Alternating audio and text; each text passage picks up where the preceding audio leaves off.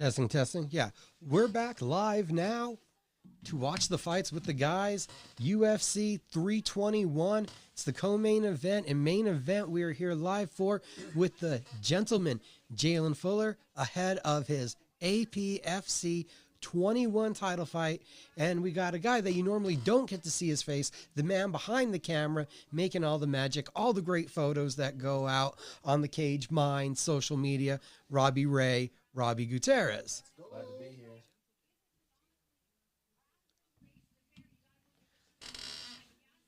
How you guys doing? Good. I'm doing outstanding. Vina Jandiroba, Mackenzie Dern, easily one of the least talked about women's title fights we've ever had. I'm gonna have to disagree. I'm gonna say it's definitely one of the most talked about, just in a very negative connotation there, because they've been calling it the most nonsense, know nothing title fight in the female strawweight division since Wei Lee vacated the title. A little disrespectful, MMA fans. Y'all need to step off of these ladies a little bit. Oh no, I agree with you fully in there. Dern, legit level black belt. I mean, she's been up and down, but amount of arm bars that she's taken and the tenaciousness she shows on the feet, like, that's one of the most entertaining things about watching Mackenzie Dern is she will throw with reckless abandon to be aggressive, and you can't say that about all fighters. You definitely can't say that, especially in the female strawweight division, where they're definitely more technical. I would say, especially striking-wise, grappling-wise, they're the most technical of all the female divisions. But Mackenzie Dern will dog it out with you. She will actually just go and try to thug you up a little bit, for lack of better words. They fought before. I am curious to see who's made the better improvements. Dern's the younger of the two, 32 to 37, I believe. Both of them have an absurd amount of submission finishes. I think Vernueva, she has 14 submission wins. And Mackenzie, I think she's repping about 10 submission wins and 5 decision wins, I think. I could be wrong on that. Somebody fact check me in the comments. Okay, I'm going to look into that, actually. I'm kind of surprised that Jandiroba didn't get more betting respect, that freaking Dern still comes in as the favorite. I thought Dern would be looked at more of a publicity, more of a media creation, and people would have bet more heavily on Jandiroba, considering the win streak. She's made kind of solid, incremental adjustments, where I said a lot of the fun of Dern is the chaos that you don't know what's going to happen in her fight. I definitely would have to say that they're either taking the age into consideration. You know, the lower the weight class is, the higher up you get. The higher up you get, like, as far as for the lower weight classes, the higher up you get in age, the quicker you fall off. It's not like with welterweight and up, where you can still be fairly considered at the tail end of your prime when you hit that 37, 38 range. For these lower weight classes where speed kills and it's the most important factor, being up there at 37, it's got to play a factor for them. Because I think skill for skill, I would actually be against Dern in this if I'm just going skill for skill for their entire MMA game. Oh, yeah, I got to agree with you on that. I would have to say so, especially when you factor in the striking. Mainly the biggest chasm between the two is them on the feet. And I would say that Mackenzie Dern, she's never really had the best takedown. She more goes for that traditional head and arm type of a throw. She'll shoot at you a little bit wild from distance. You know, very seldom, if it's not an overhand into a shot, you're not going to see Mackenzie Dern hitting a 1-2-3 body kick and then drops her foot down in the opposite stance and shoot. She's not going to go for it that way. So I would say on the feet, I would be against Dern in this. Like we just saw there, it's a very, YOLOs it whenever she goes to close that distance. Oh, versus where you got a lot more technical, the bouncy, the tight, compact defense. Yeah, you're going to get a lot more winging overhands looking like a... Just like we just saw right there. Yeah, more like a wrestler. These low line attacks, like Mackenzie's just, she threw that knee. She's not actually placing anything. She just got into that clinch and she's like, I'm in a clinch. I'm going to throw that knee. when she already had that nice little belly ride that she had against her belly. She had her forearm against that. That space right there, you could have cleanly landed the knee instead of damaging knee. Yeah, instead of halfway kneeing your own arm and still making contact with her. Yeah, there's still a lot of that sloppiness that goes into the Dern game. I would say instead of sloppy, because her placement's good, it's just very recklessly aggressive. Like that overhand, it lands clean, but she's YOLOing it when she throws it. She's not protecting herself just for like oncoming traffic. Yeah, defense is out the window when she's striking for real. That's a clean jab. That was clean jab. She does have a lot of red. Jana Aruba has a lot of red to the left side of her face right now because some of those YOLO punches are coming in and landing. A very clean right hand from Yoruba before. Good shot. That was too light to hurt, but hungry for the takedown. And Jenna Doroba ends up on top on Dern, which is the difference between the two of their takedown games. I'm kind of surprised she went there that quick. I'm actually kind of surprised it's starting off this fast and this reckless with 25 minutes to work. I didn't know if it's like she's nervous deep energy. in that glove. She's come on. deep in that glove. That's crazy. Come on. I see her thumb. You can see the pull. You can see the extension. That's not the wrist. She's used to grabbing the collar or the sleeve of a jiu-jitsu. Mm-hmm. She's so used to gi grappling. Yeah. So aggressive, just even off the back, just let's go. It's definitely Dern is a fighter. Like it sounds disrespectful when you say it this way, but she's like a hood fighter. Like it don't matter where she at, she gonna throw at you. Yep. Especially if she's not the one dictating where you're at. She's like, all right, then I'm a mollywop you. I'm gonna crack you wherever I can crack you. Which I love that aggression out of her. It forces a different type of pace in the strawweight division. How tiring Jalin is at getting ready for 25 minutes. It's exhausting to get ready, especially if you don't have a trusted team while you're getting ready for that 25 minutes. You are going to be so cooked by the time you get to that fight. Mm-hmm. You're going to be so injured. You're going to be so lumped up. You're going to have hairline fractures all over. And then we see it. We've been seeing it a lot with people's shins. We've been seeing it a ton. Have you? Yes, we've been seeing that shins, a lot. Jacked up shins. A lot of people have been getting that little compound, that open fracture, or they're in the fight, they get that check and that clean low kick, like in the Dober fight, where the shin splits wide open. I was just going to say that. And it's like, that didn't just happen in that fight. Yeah. All camp, you've been taking a beating on that thing. Mm-hmm. All camp. Oh, that Dober one was nasty, how much blood there was. Look at the way That she was, is still dude. swinging. That was They crazy. were literally both almost sitting or on their knees in front of each other, still just throwing at each other. I'm trying to remember who that was, like 5 years ago or so, that had that same thing and was using that leg, and it was like painting the guy's body red. I can't remember who that was, but It was low. I know who you're talking about. It was Yeah, lower, so closer low. toward And the he was foot. still using it. that's just dead nerve endings, right? Yeah, Like, do either one of you feel your shins? absolutely. My shins hurt. You feel them when it lands in just that right spot. Like, you get that hollow. Oh yeah, see Bone that feeling. that hurts me. Yeah, but for me, I don't feel that too much anymore. But let somebody kick it just right on that one part. Mm-hmm. You're gonna be like, all right, I'm not as sturdy as I thought I was. That's one thing that I did not do is do like a lot of shin conditioning. Do you do that? I do, and I got to credit Stephen Wonderboy Thompson. I steal a lot of his shin conditioning methods. Really? And What so do you he use, a doesn't stick, like to a metal pipe? he doesn't like the stick beating on it roll or doing he just Yeah. gets a roller and he just rolls over it. If you give him a follow on his YouTube channel, you'll be able to see that. For Wonderboy, for those of us who are over here at Cage Minds, go ahead and give that another look out too. But that's some more information. Like, people neglect the very old school conditioning that goes into this. Hands naturally get conditioned with all the bag work, pad work that we do. But the rice digs. But the shins, that's different, man. That's different. With the shin guards on for our protection, you don't even think about it until you take that first check in a fight. Then you feel it. God damn. Probably should This have is conditioned my different. shins a little bit. Different. Janjaroba got the takedown in the first. Dern did some swelling around the left eye that Rob pointed out. Who do you think won that round?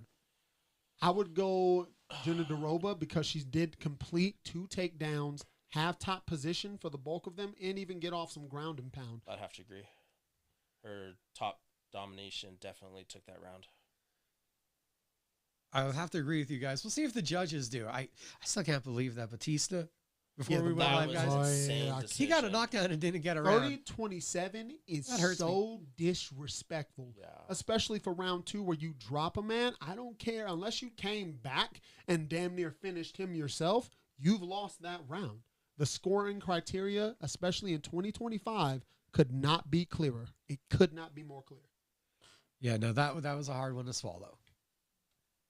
This event has been wild. We already saw also that Quillen Solikod leaving a unalive body out of Nasserat Hassacrest. I'm like, what the?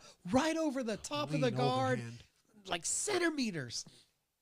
Oh, Her mouthpiece. that was definitely something. Yeah, that's a mouthpiece. I don't know whose. I think Dern's is still in. I think that was Janjaroba's if there was a mouthpiece. Yep. And Mark God is picking up something. I don't like how Jenna DeRoba's going in for that. She's very open to a guillotine or 10 finger. She's not moving her head very good now. She's staying very straight coming in forward. I think she's kind of decided that she's going to plant her feet and counter or intercept for the takedown. She's not cutting any angles even for that takedown. She just like bull rushed her. Mm-hmm. I was about to say I was surprised there wasn't more leg kicks, and then she threw the combination and backed out to throw the leg kicks. I'm guessing it's just not a natural combination for her. And there's Dern Yep. with the nasty Kevin Working. Holland from bottom hammer fist strikes. Like, you're not just going to stay on top of me and just lay on me. You're going to take some shots, some elbows. And she's got that open guard working her hand. Oh, she just closed up. I liked it better when she had that feet on the hips. Butterfly guard. Mm-hmm. Oh, she's hungry for the armbar. She's hungry. She is so frantic on the bottom. I almost expect a foul to happen any second where those legs just like crash down on the head. That's fair. Like she tried the up kicks ferociously in the first round. It's like, dude, you're a little wild here. I don't know if you're doing this in the cautious manner. This is a very demanding pace out of both of them. Yeah. And all the way in Abu Dhabi, it's got to be some, like they always say, 90, 100 degrees in that building. That's true. I never thought about that. You're fighting in like a sauna. Oh, yeah, they were showing the fighter entrances to the arena. Somebody's What is that who's coming got out? flung out again. That's not a mouthpiece. I don't know what that was. Did a tooth just That's go some flying? actually. I love that type of hand fighting coming from both of them, Oh, especially oh. for Southpaw versus Orthodox. And she Nice little finishes hop. that roll through and back to posture. Oh, and look at the aggression from the bottom Hammer still with the fist from the hammer fist. bottom. Then if Elbows. she Elbows, needs wow. to give up on this position and posture up from half guard. She's in the better position instead of trying to pass. There you go. Just posture up. Well, not People even forget- past. You just want to get higher on that Just left higher. knee. I wouldn't even care about passing with the right leg. She's very concerned and her arm is trapped underneath the right. And Dern's using it to hook around the back of her head to line up these hammer fists. But now it's out of the way a little bit. That's a bet. Now she's damn near in side control with Dern's head up against the cage, nowhere to go. Right now, you're crushing her against the fence. But more ideally, the biggest thing, though, is your head has nowhere to go. So you take a little bit more from those ground and pound shots. You could tell that Doroba is the stronger fighter of the two. And The I way think she just muscled physically through that stronger. takedown. Yeah. Yeah. And then the way that she just kind of one hand let Mackenzie Dern complete the roll through in reverse position. Maybe Yep. that's why her head movement has gone down since the first round, because she's starting to get tired trying to keep up with that pace. That is something that you never talk about with Dern is like, speed, strength. A lot of hers is technique, aggression, creativity. So yeah, not surprised. Jandiroba possibly a better athlete here, but it's still this wild aggression keeps making these positions look like, well, you're dominating, but she's making you defend. It's a lot, but it's allowing McKenzie Oh, to that stay. was right great. in the- Up Ooh. Yeah, that kick. was a very good up kick. Great up kick. Oop, and Little right left hand hand. right on the way up. Oh, left hand on the way Man, up. Dern had her eye on the prize on that up kick. And look at that. You just saw Gina Mouse. DeRoba. Yeah, feel at her face. Those hammer fists actually took a toll. Yeah, that's why I wonder the damage is going And towards the elbows. way of the bottom person. Doing more with it. 19-19? Or are we going I 2-1? don't know. 2-0. Those takedowns. Takedowns, and that's a lot of control time with Mm-hmm. the takedowns plus ground and pound. McKenzie did the more superficial damage. She did lump her up Mm-hmm. in that round, but it was from bottom, and you never know if a judge is really going to respect the damage coming from them on the bottom. True. Oh yeah, no, we know that. It's a MMA oddity to get scored from the bottom. Look at that thing. That thing's going to swell up in the next round. If McKenzie's lucky, she finishes opening it. And she cuts it, makes that cut a bit wider, Mm-hmm. and then that'll definitely elevate the level of swelling. Okay, they put the graphic at the bottom. Quick thoughts then, Jalin. Shevchenko, Wei Li. I had to ask you a hard one. Don't ask me to go against That the is queen. a tough one. Don't ask me to go against the queen. Which Queen one's the Bullet. queen? Oh, Queen okay. Bullet. You know who's the queen. You know who's the queen. Don't play with me. I had to get you to say it definitively. I didn't know you were going to say Queen Bullet. See, there, that's all I needed, Queen Bullet. Then we would understand which one. You're just like the queen. I'm like, Beautiful oh, right hand from Dern. Beautiful. That was a head turner. Oh! Ooh, I don't know if I want to count that as a knockdown or slip, but that leg was caught. Yeah. takedown? That was a right hand? That was a caught The leg? right hand didn't really land as hard as it looked. That's why I call it more of a takedown It was than more a of a knockdown. It was more of like a Aaron punch. Bronstedter's replies on Twitter. He's always so accurate when it comes to his scoring of rounds.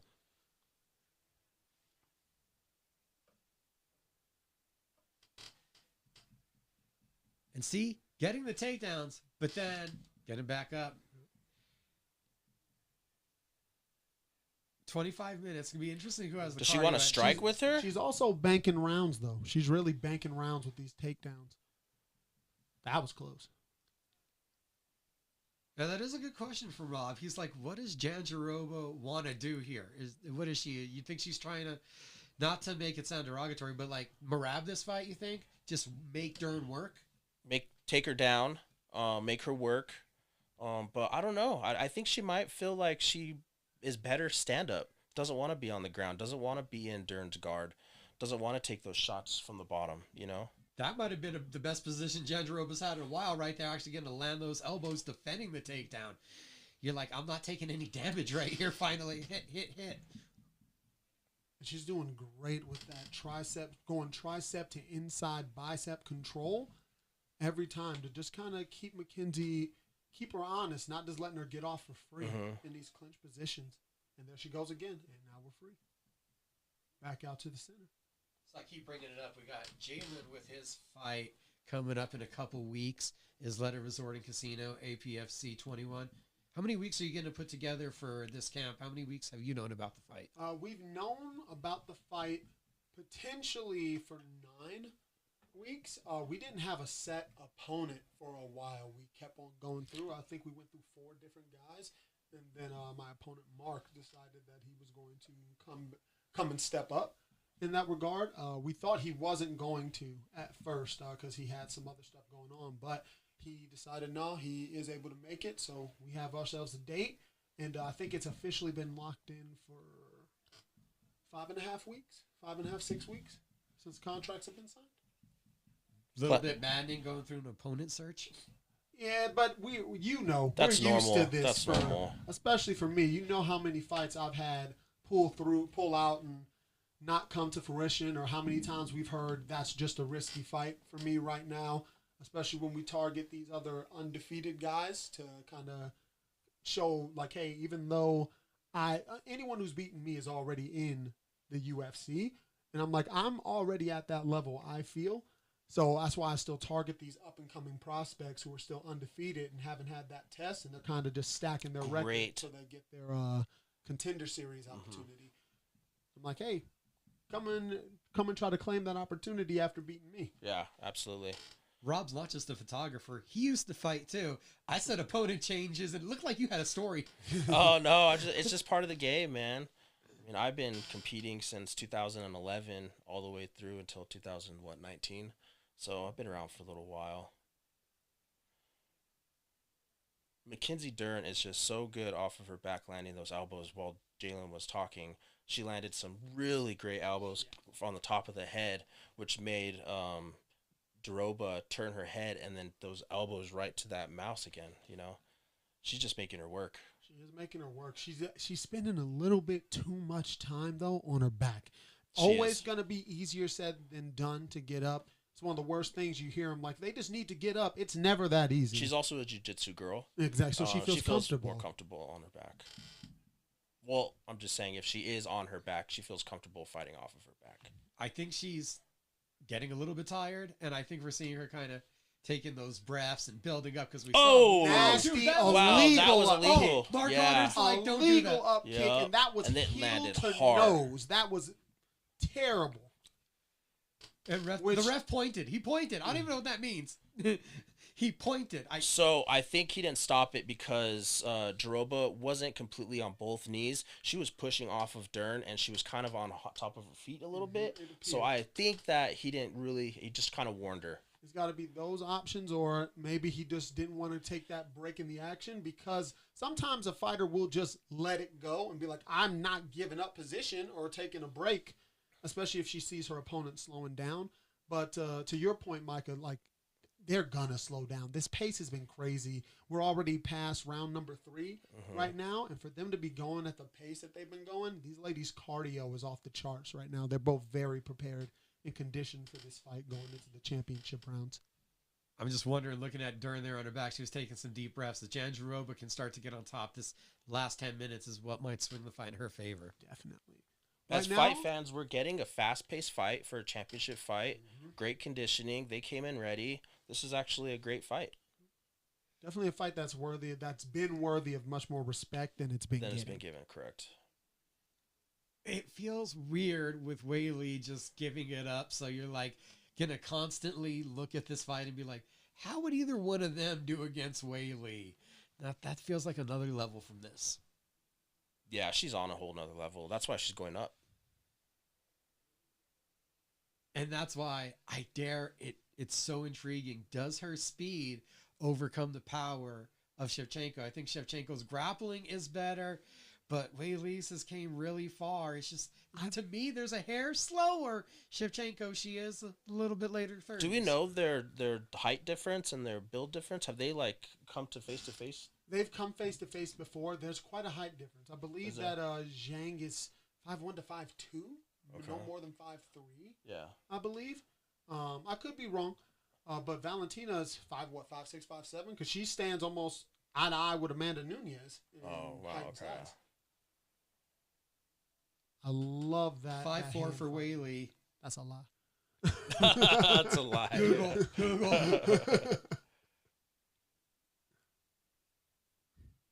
That duck down into lead left hook. 5'5" supposedly on Valentina. That's a bigger lie. Well, there you go. Thank you for helping me, Internet. And that's got to be coming from the UFC site. So they might be as accurate with their measurements as the Spurs are with Victor Wembanyama. you see they're now saying he's 5'5", he's 7'5". Yeah, it keeps he's on probably changing. 7'7". It's finally going to get there one day that he's 7'7". Let's tell the truth one day. Because you see 7'1" guys standing next to him, and they're looking up like, are you kidding me? I saw that some people have this 2-1 Dern on Twitter. I'm not on that team. I'm not sure about that. Because we've got distance striking, yes, is in Dern's favor, but the bulk of this fight has taken place on the ground with Jenna Daroba on top. And yeah, Dern's gotten off a good number of strikes, but she's still getting struck on from top position. Nice. Okay, Get now your we head got out from Dern that. in. That was a very low head in that Yeah. position. That has been the Big knee. Oh, she had a gap chance for in the a much bigger knee. development for Mackenzie Dern her entire career. Where is the wrestling? You are an incredible grappler. The entire point of your game is to get people on their backs. Why can't you wrestle? There's a difference between jiu-jitsu and wrestling, though. It's a bit, especially when it comes to the types of takedowns used. Mm-hmm.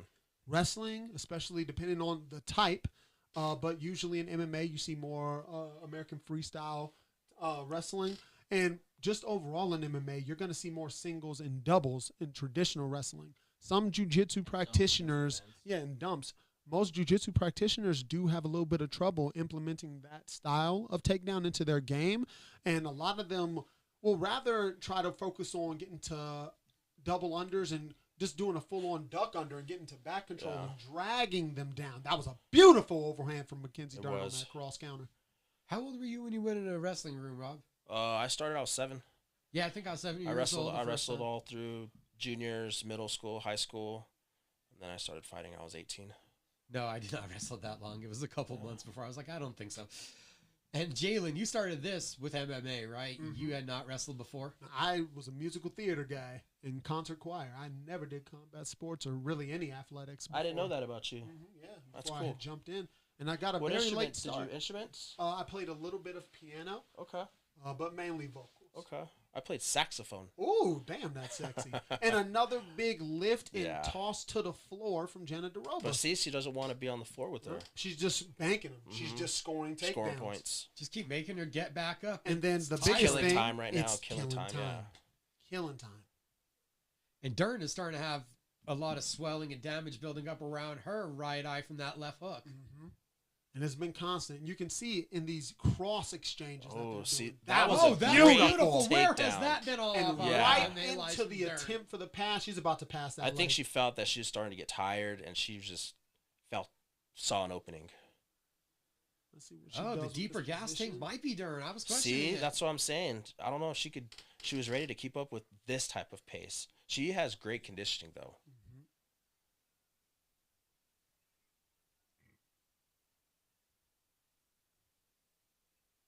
But it's a very short amount of time to do something against another BJJ black belt and high level Brazilian Jiu-Jitsu black belt. She ends with that takedown, and on top at the end of round 4, she might pull it out. She might be able to pull it. I would agree.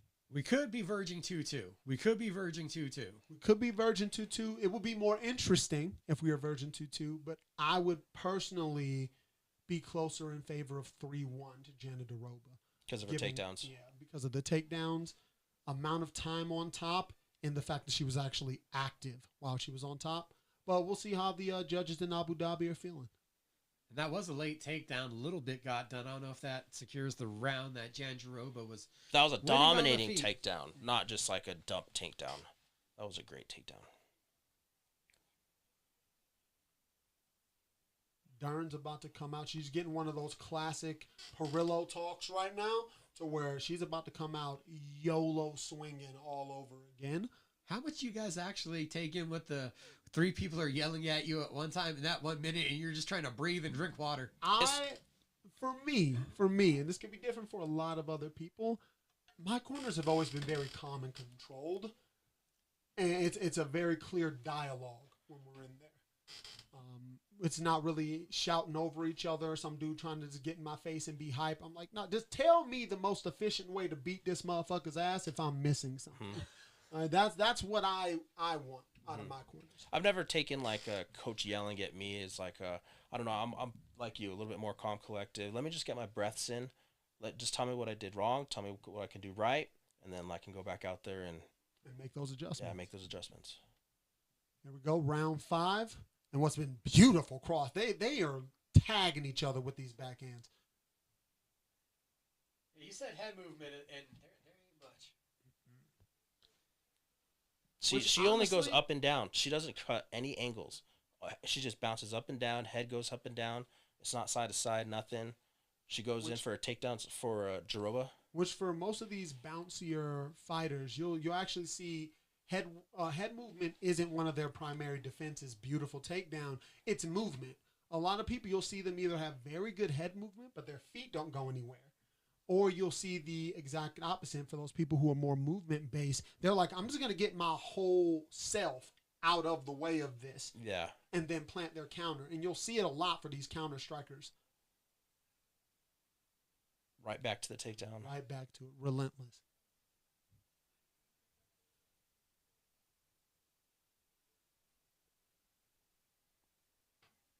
You think that she believes that she's up so she can just hang out on the fence? I Just kill do time? believe that Jenna DeRoba thinks she's up.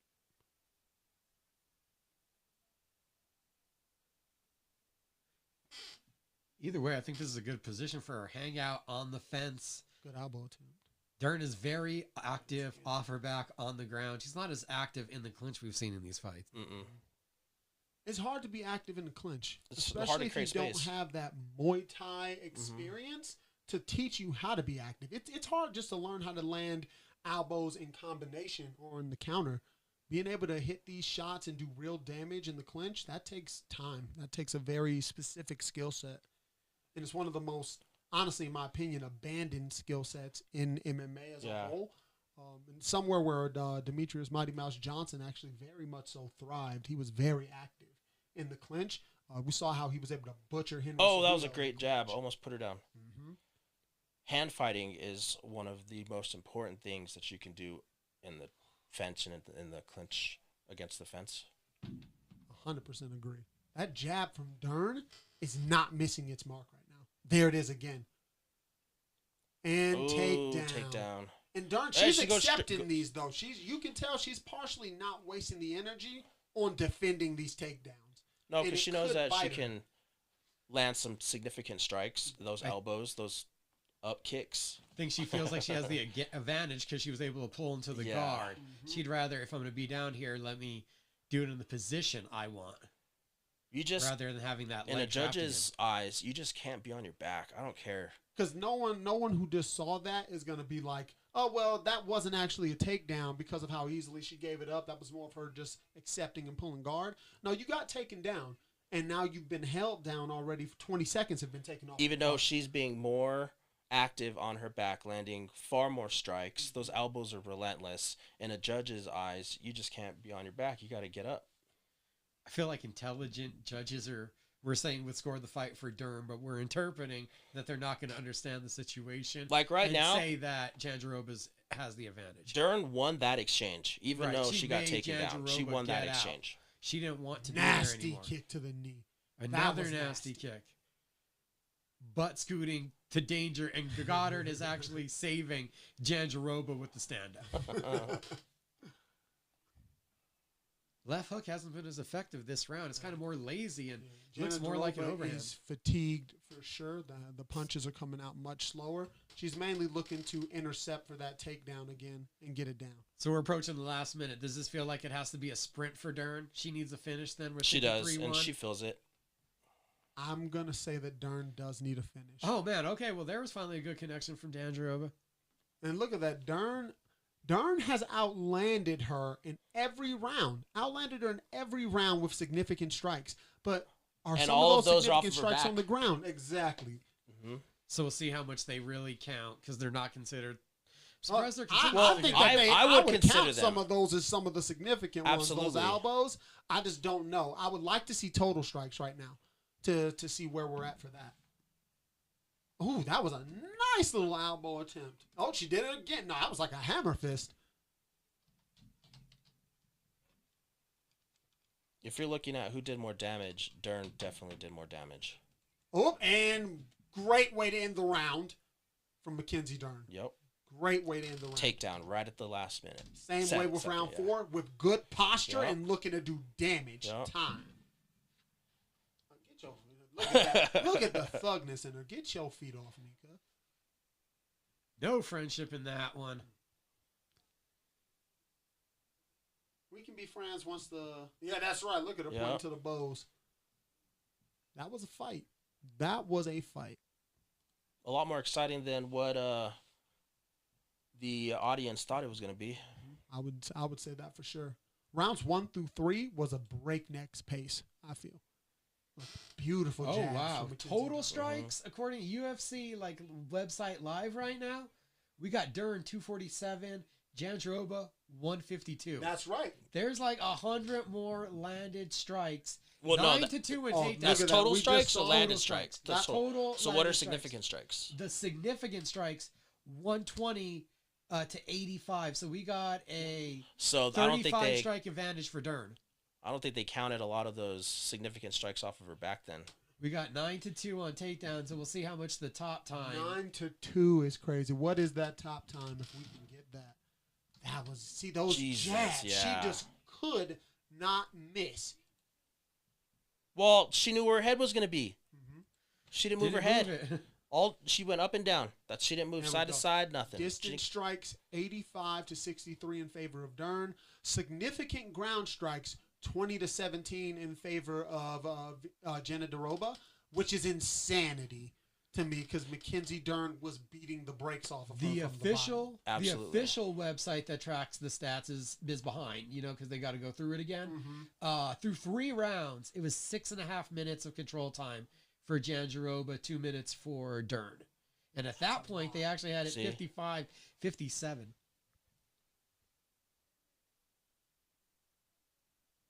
Oh, that's Jandiroba. There's a 4 rounds to 1.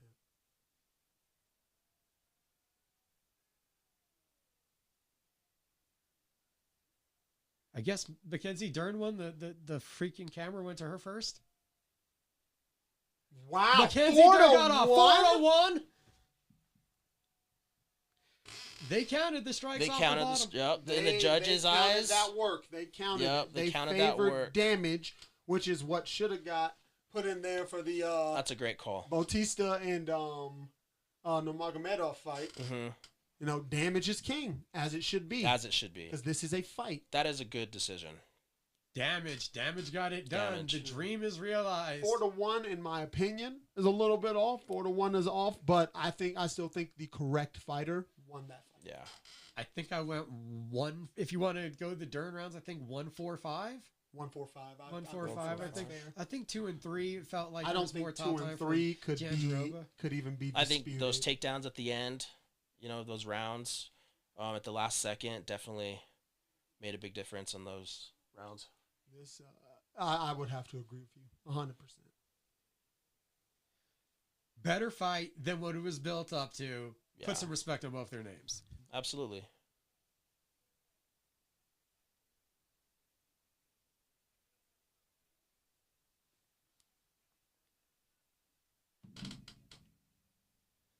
If she would have just stayed down there and just tried to play jiu-jitsu, this would be a completely different decision. But with that activity from the bottom, the damage with the elbows, the clean hammer fist, shutting her eye from down low. Mm-hmm. Yeah. Yeah, that's true. Mm-hmm. That up kick to end one of the rounds, like we said, was that the second or the third? That was they played it back. That was fully illegal. Her knees were Did they? completely I didn't see that. down. Completely down. Okay, I thought maybe she was completely pushing illegal. up, getting up a little bit. And we saw the ref point. We'll just let a point-taking foul go and not call it. Because that's fully illegal. But, hey, it wasn't that damaging, so we'll look the other way. That jab to the eye every time, and then boom, slips off. One's moving the head on the cross counter. The other one's staying there. The other one's staying.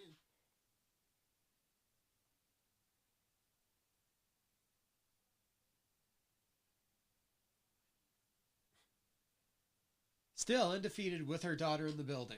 That's right.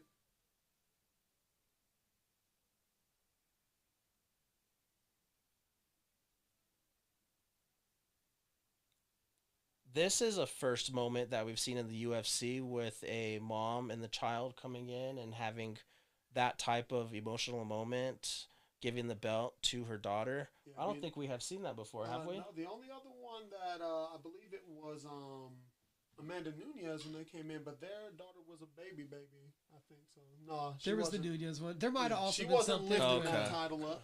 There might have been something when Rocky won also, because her and Tisha, I don't remember if they had their Tisha Torres? daughter when Rocky won. I can't remember if not. I But do not recall for that one. still, blown away by Mackenzie Dern. It was that aggression. It was a lot of aggression, just throwing from every position, and that control was nullified. She's a gangster fighter. That's right. Thugged her up. There ain't no other way to Yeah. say it. Thugged her up. Said, I'm going to hit you when I can, whenever I can. Yeah.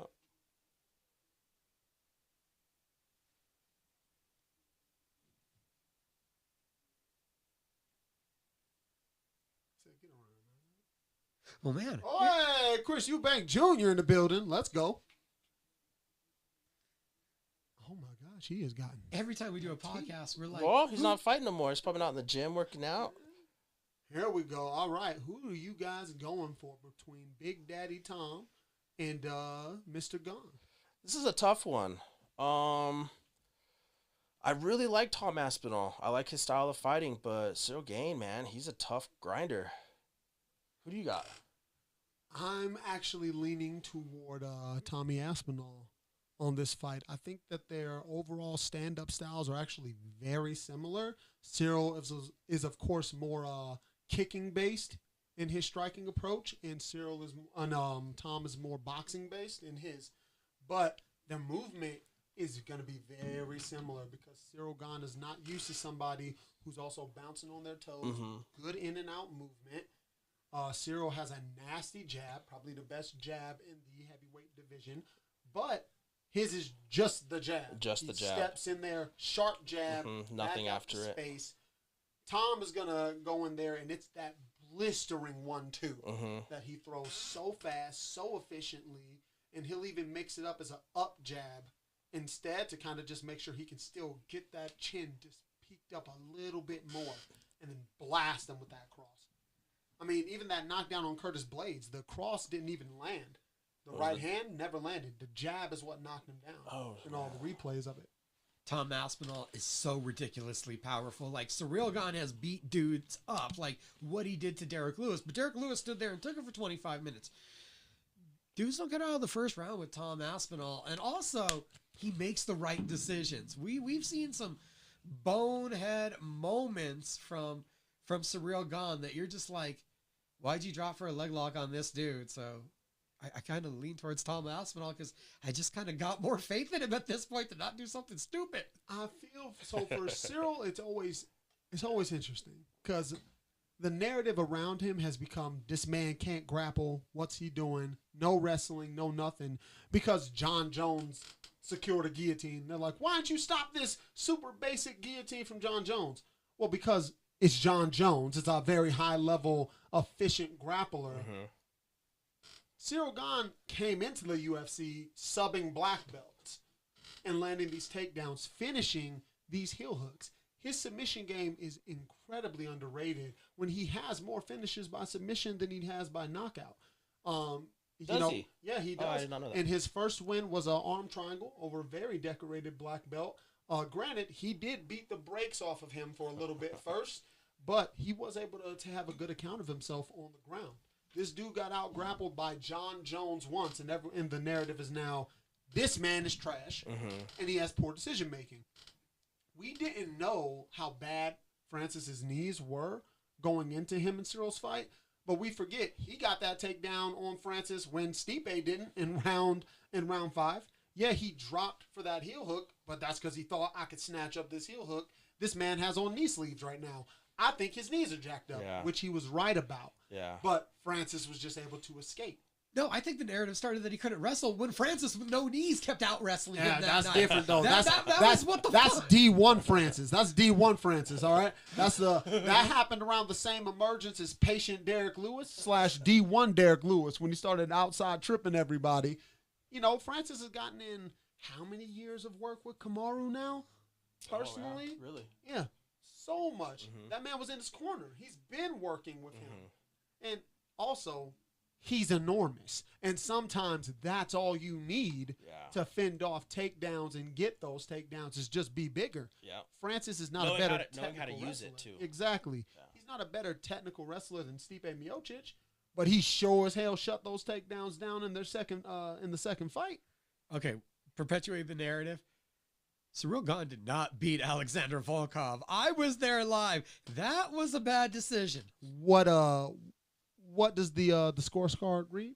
Yeah. Did it say that Cyril Gane defeated him? I'm gonna rewind this later, and you're gonna have to watch Volkov and Almeida. Oh, I and when watched you're that pissed fight. off, you're gonna be like, Almeida just won that shit. It was like they Only just gave three- Volkov only a three payback. people's opinion matters. Yeah. At the end of the day, only 3 opinions matter. Hey, stop saying that. A podcast. My opinion matters. Okay?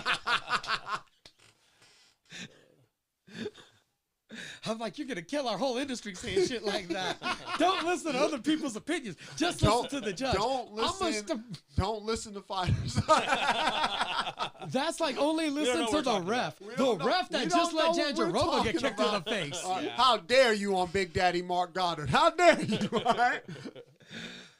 How about the ref last weekend that let Kevin Holland lose his testicles and didn't understand? I'm trying to quit this fight, man. testicles. Just do not restart this shit. Call it a no contest. Kevin had the option to say he couldn't continue. All right, that man had too much heart for his own good. All right, Okay, I'll give you that too one. much He might heart have- for his own good. He wanted to quit, but he just didn't want to quit. You know what I mean? But like, can you Look say? at that perfect. Look at these takedowns. Look at these finishes from Cyril Gane. Come on now, the man can. He ain't. That was not a decorated black belt that he got that. That heel was hooker. Dontel Mays, the one who we got the arm triangle on, was for sure. No. I was counting the heel hook. I'm like, that's Oh, a lot yeah, trickier Dontel and a Mays lot got harder. hooked. And Dontel Mays, we love him, but he pounds guys. He does not heel hook guys. That don't mean that man don't got great Brazilian Jiu-Jitsu defense. I don't see him getting submitted too often. Micah, come on now. Too often. Come You on. said too often. Too often. Hey, I'm sure it happens.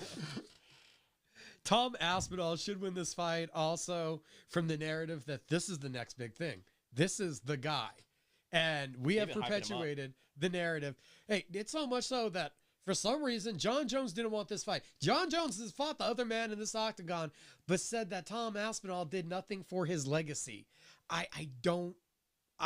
There's a hypeness to this about Tom Aspinall. It's the question of, is this man not only the present but the future as well? Exactly. I personally think Tom Aspinall is the present and the future. John Jones even went back on his words a little bit, saying like, that's a big, like, what do I get from winning this fight?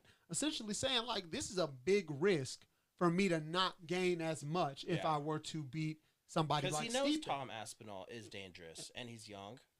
He's young, he's huge, he's explosive, Yep. and he's technical Mhm. in all areas. And John Jones doesn't like to get hit, and Tom Aspinall Will hit you. Will hit you, yes. Earlier in the year, I was out in Vegas, and I don't think I've showed you guys got an ESPN fanny pack. They kind of told the media at Media Day, hey, if you guys want to come out tonight for drinks, we're going to be at a beer house. We'll have a section closed off. And there for the media, they had little fanny packs for ESPN, and they had like hot dogs, and there was certain like selection of drinks that we were able to get and mingle. And Tom Aspinall walks in. And is just hanging out with all of us. You know, no interviews or anything. I just, holy crap, this man is thick and large. Like seriously, NFL defensive lineman is the size of this dude. Didn't really ever ask him any business. Was just like, dude, the size of your arm. He was like, wow, standing next to him. Are we all clocking that on Cyril's chest? What is it? To me, it looks like it kind of reminds me of Kevin Lee when he went in to fight Tony Ferguson when he had that staph on his chest. Yeah. As soon I as, don't even clock as soon staph. as Mr. Sheldon gets out of the way here, They won't let him in it. Oh, it's Abu Dhabi, though. Oh, on his... Oh, wait. on his pec Yeah, right on there. his Is that There it is. scar? Oh, maybe that is something. Or maybe it's a scar. It could just be it could be something as 'Cause if you simple as saw an the- ingrown hair, though. It could be. And even on the right side of his pec, if you saw it, looks like there is maybe like a scar, like there might have been some surgery. Who knows if he had torn something at some point. Let's see how we go. All right. You tell him, Big Daddy Cyril. You tell him. Yeah, you see those two scars? I see that. But he's had those. He's had those. Yeah, so that's why I talking wonder about if the on the left left pec. side, Yeah, maybe right there there. was just another like scar there. Maybe you're right. There's some staph, but Where is he from? or actually Paris, on France. the left pack, yeah. That's that's the one I'm interesting talking looking about. pimple. Yeah. Yeah. So I'm like, I don't know. That could could just be an ingrown hair or something like that. Something minor. Y'all get those. No, just natural. Oh, there's been much worse ones we've seen Oh, in yeah. the Oh, UFC yeah. in this year, where you're like, Straight up. dude's staph. getting in there You're like that. wow. That's 100% of where we see that and we're like, that is a actively oozing staph infection, and they're letting this guy fight. That's crazy. I never suggest that you guys ever lie during medicals, but you guys just don't say Every anything. one of them lies. Every one of them. You want to fight. It doesn't matter. It does not matter. I'm like TJ Dillashaw with no shoulder. Yeah. Francis Yeah. Ngannou with I'm no fine. knees. You grin and bear it for a little bit. I went to a fight with a fractured shin when I fought Trey for the LFA welterweight title, and I just lied my ass off. And Dotson will tell you if he even grazed it with his big toe, I was down on the ground. And you can even see me mouthing the in between rounds 1 and 2 to my coach Frank Gomez at the time. I'm like, ice my leg, don't let him see. Don't let him see. Oh my! Every one of these hoes lie. But no fighter who had a very efficient training camp is going in there 100%. No. I dislocated my knee and tore my MCL sparring Steve Garcia 2.5 weeks before my fight. Still went in there and fought. Because you're like, hey, all this work isn't going to be for nothing. Yep. And you're spending all of that money And in your fight especially camp. on these slightly lower level shows, like the ones who are right on the outside of the UFC PFL 1 championship level ones, like LFA, APFC. They're great. Their guys in the back are amazing. Their teams are amazing. Everything's great, but you're not getting the same medical level up checks that you're getting in a promotion like the UFC. So there's a lot of fighters that, like Frank Mir, has said that he fought injured so that he could get surgery after his fight.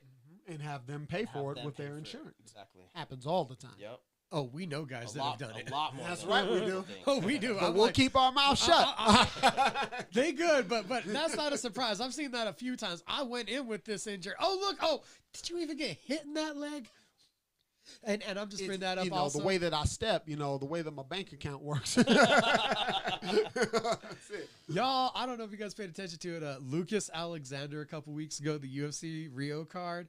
This dude got on the scale, Rob. I ain't even kidding you. His hand was a balloon already when he got on the scale. I ran to the casino. I was like, they're going to let this man fight. He did not throw the right hand in the fight, and he went down in the first round. Clearly And shattered. even when they went to raise the hands, his girlfriend went in the cage with him, and she went to hold it, and then you can see her really quickly. Oh yeah, and hold his wrist.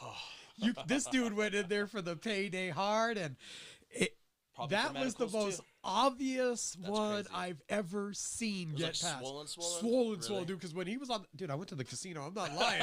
I was like, "Are you kidding me? How much of an underdog is he? It's not big enough. There's no way it's big enough."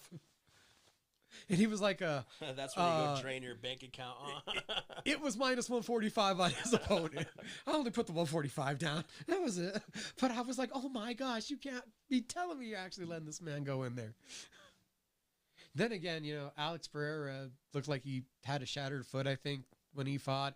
Magomed Kalayev shattered ribs. Training camps sound like they suck. Do you think that Jalen's just smiling as he's in a training camp.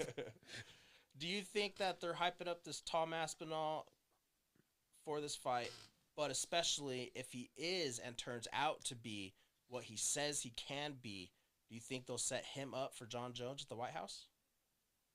I don't think that fight will actually ever come to fruition. You don't think so? I do not think that fight's going to happen. But what if because John Jones, he already made it very clear that he wanted to do the White House fight. He already went back into the testing pool. And Dana White made it clearer that he said, I cannot trust this man. That's right. It's literally the That's same okey doke that GSP pulled when he said, I'm not fighting Robert Whitaker. I came to get this belt against Michael Bisping.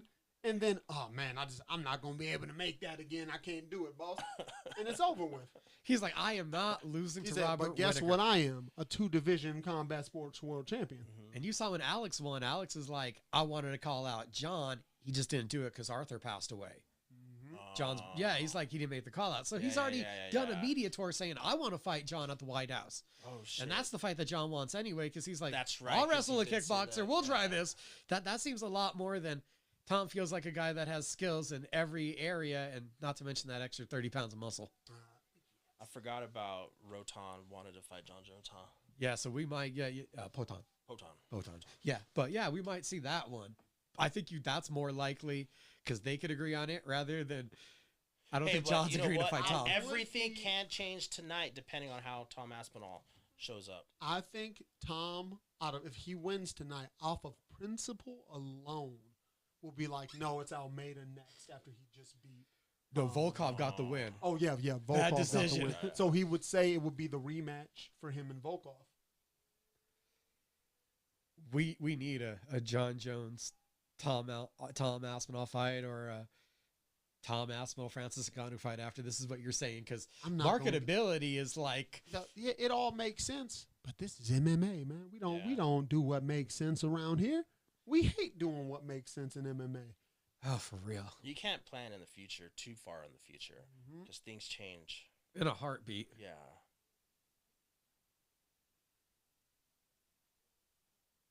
So I could ask fighters, dude, what do you guys think of Merab and what he's doing right now? Just running through the freaking. Oh, we talking about the bantamweight goat? Merab. You know, the other day I was doing my top 5 pound for pound, and I did it with somebody, and I kind of just basically outlined what the UFC was saying, and then I was like, wait, no.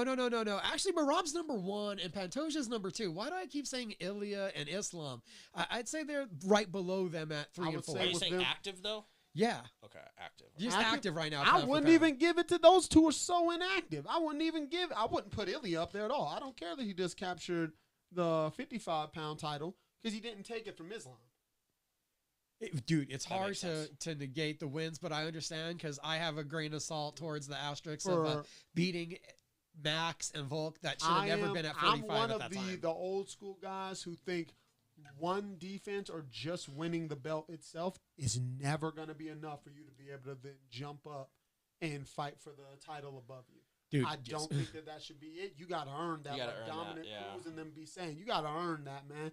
At least 4 to 5 title defenses. Clear out your division before you start hopping up there. And don't get me wrong, Ilya beat Volk, but we all know he beat Volk coming off of a nasty knockout, short notice against Islam, and then had to jump right back into it to go up against him. A full training camp and fight, that's crazy damage on his body.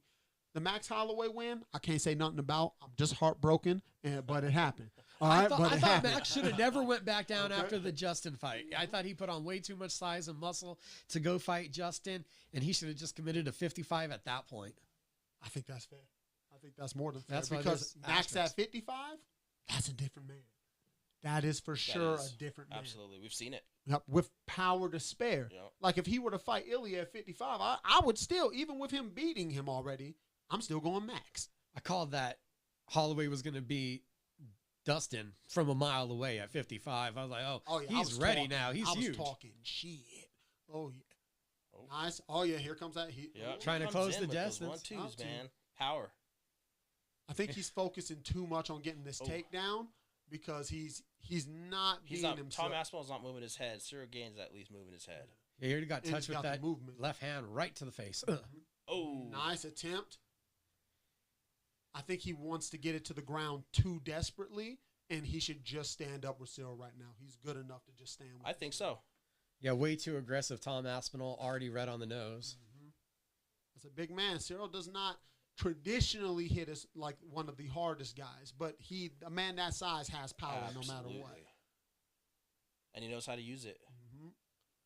They're both trading side kicks to the thigh. That was a great drop-down body shot. And we got blood. Yeah, Cyril's already drawn blood. Yeah, he hit him with a jab. Tom's getting shut down on the takedown.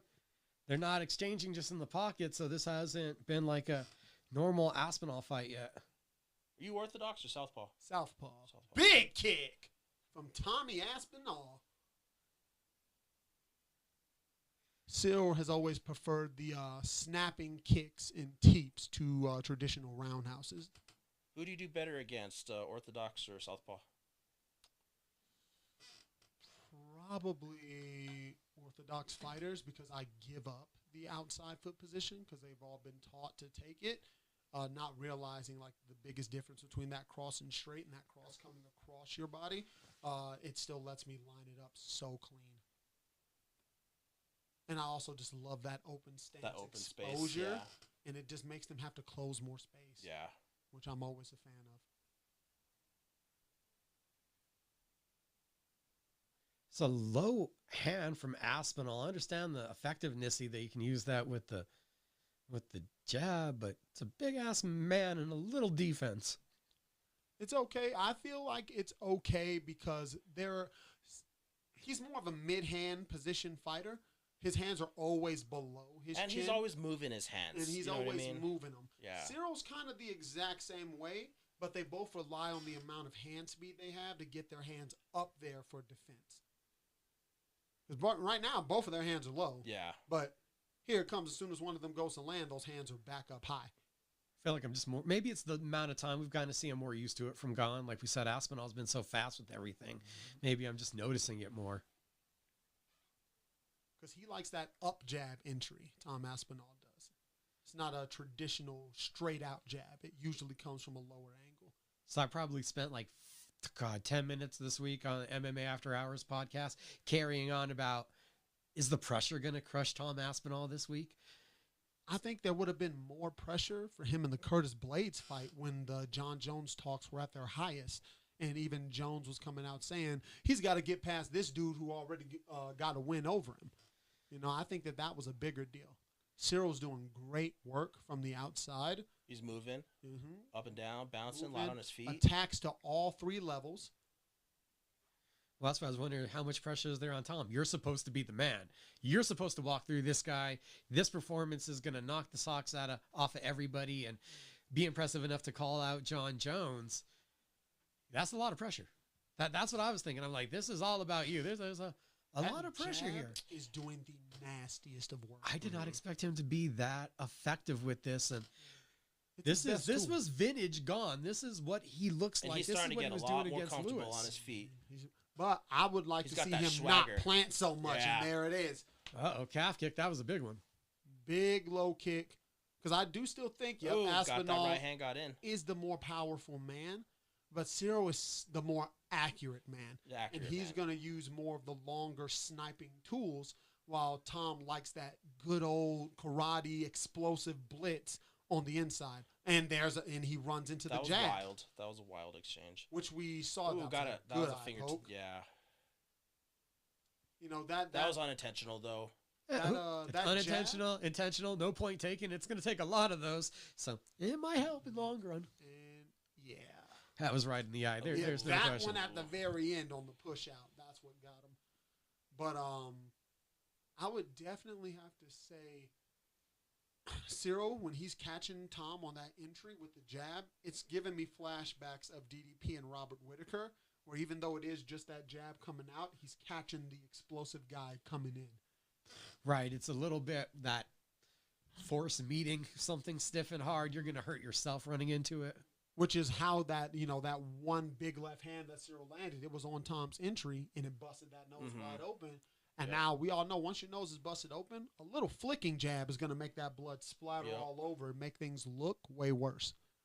Well, now we got the 5 minutes on the clock, I guess is what they're saying. So the eye poke can be addressed here. 5 or or is it 5 minutes? I think you get up to 5 minutes on all yeah. fouls, right? Well, seeing double vision is going to be even harder now, depending for Tom how bad of an eye poke that is, because he does not look happy right there. He does not look happy. If he says, I can't see, You're not supposed this to is say that. So give me a minute. Give me a minute. Which is what he just mouthed. He said, give me a minute. right. I got how many minutes? There's 5 minutes. All right, well, Yeah, plug take me in your about 5 3. minutes, dude. You can't be saying you can't see in the first minute. And that's where also that week came up with the Kevin Holland thing. No see, one and it's understood. not really. It's there. And that second got one that his went down. other eye as well, but that one just didn't seem to really affect I him don't too much. feel that was like as damaging as we're assuming or he's thinking. That's the crazy thing about the pokes. I know. We've seen I it know. where it's looked like, bro, that barely even nicked If you. the nail and gets it in there, cut the eye's cornea, sloping. like clean through. This is not looking good. It's not looking good, and I think that we're still gonna have ourselves a fight, though. he's complaining quite a bit, though. They're bringing in a second cold compress. Aspinall looks quite out of sorts. Oh, yes, also, is it hard to get mentally? Stop saying that. Take the 5 minutes first.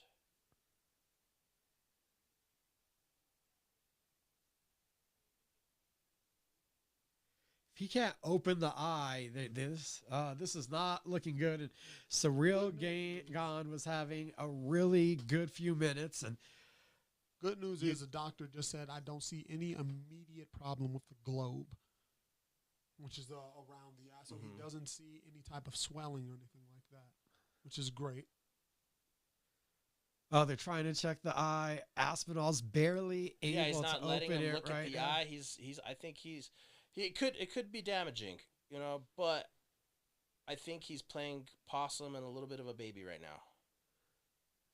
We're gonna have controversy. That feels like what's looming. Gone was doing well. Aspinall's basically telling him, I can't see. And Gone was starting to feel his groove. He had that swagger started getting into him. 3.5 minutes in, and Tom Aspinall's barely able to open his eye. Damn, this is going to add to the weird story of Tom Aspinall. So do you think that he felt the pressure, nose bleeding, got poked in the eye, and is trying to find a way out? That's going to be a conversation. If this is if it's how this ends, then that's going to be the narrative for sure. That's definitely the conversation right now. Because we saw how the fight was starting to change as a fight. Oh, that's it. No contest. He can't see. Wow, that's it. Unceremonious ending to UFC 321. Wow. Unfortunately,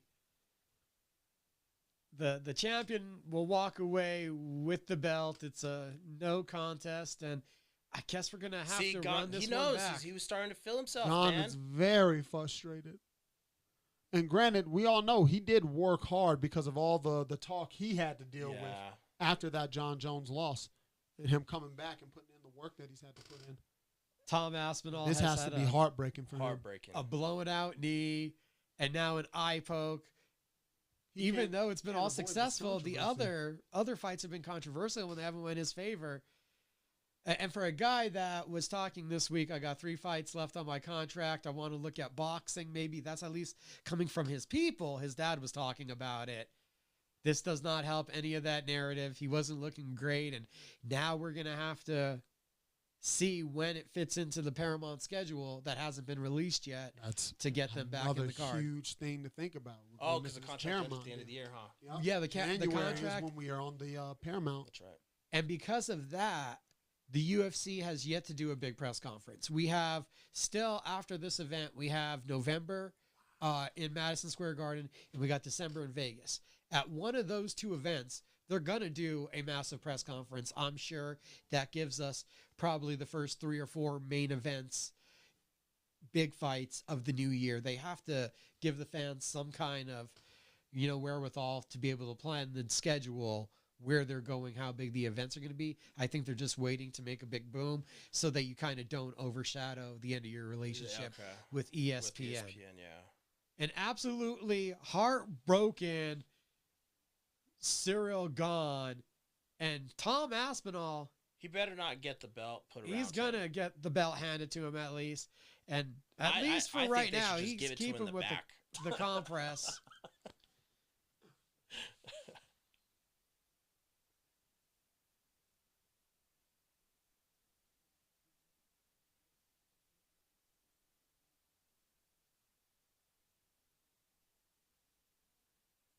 Wow.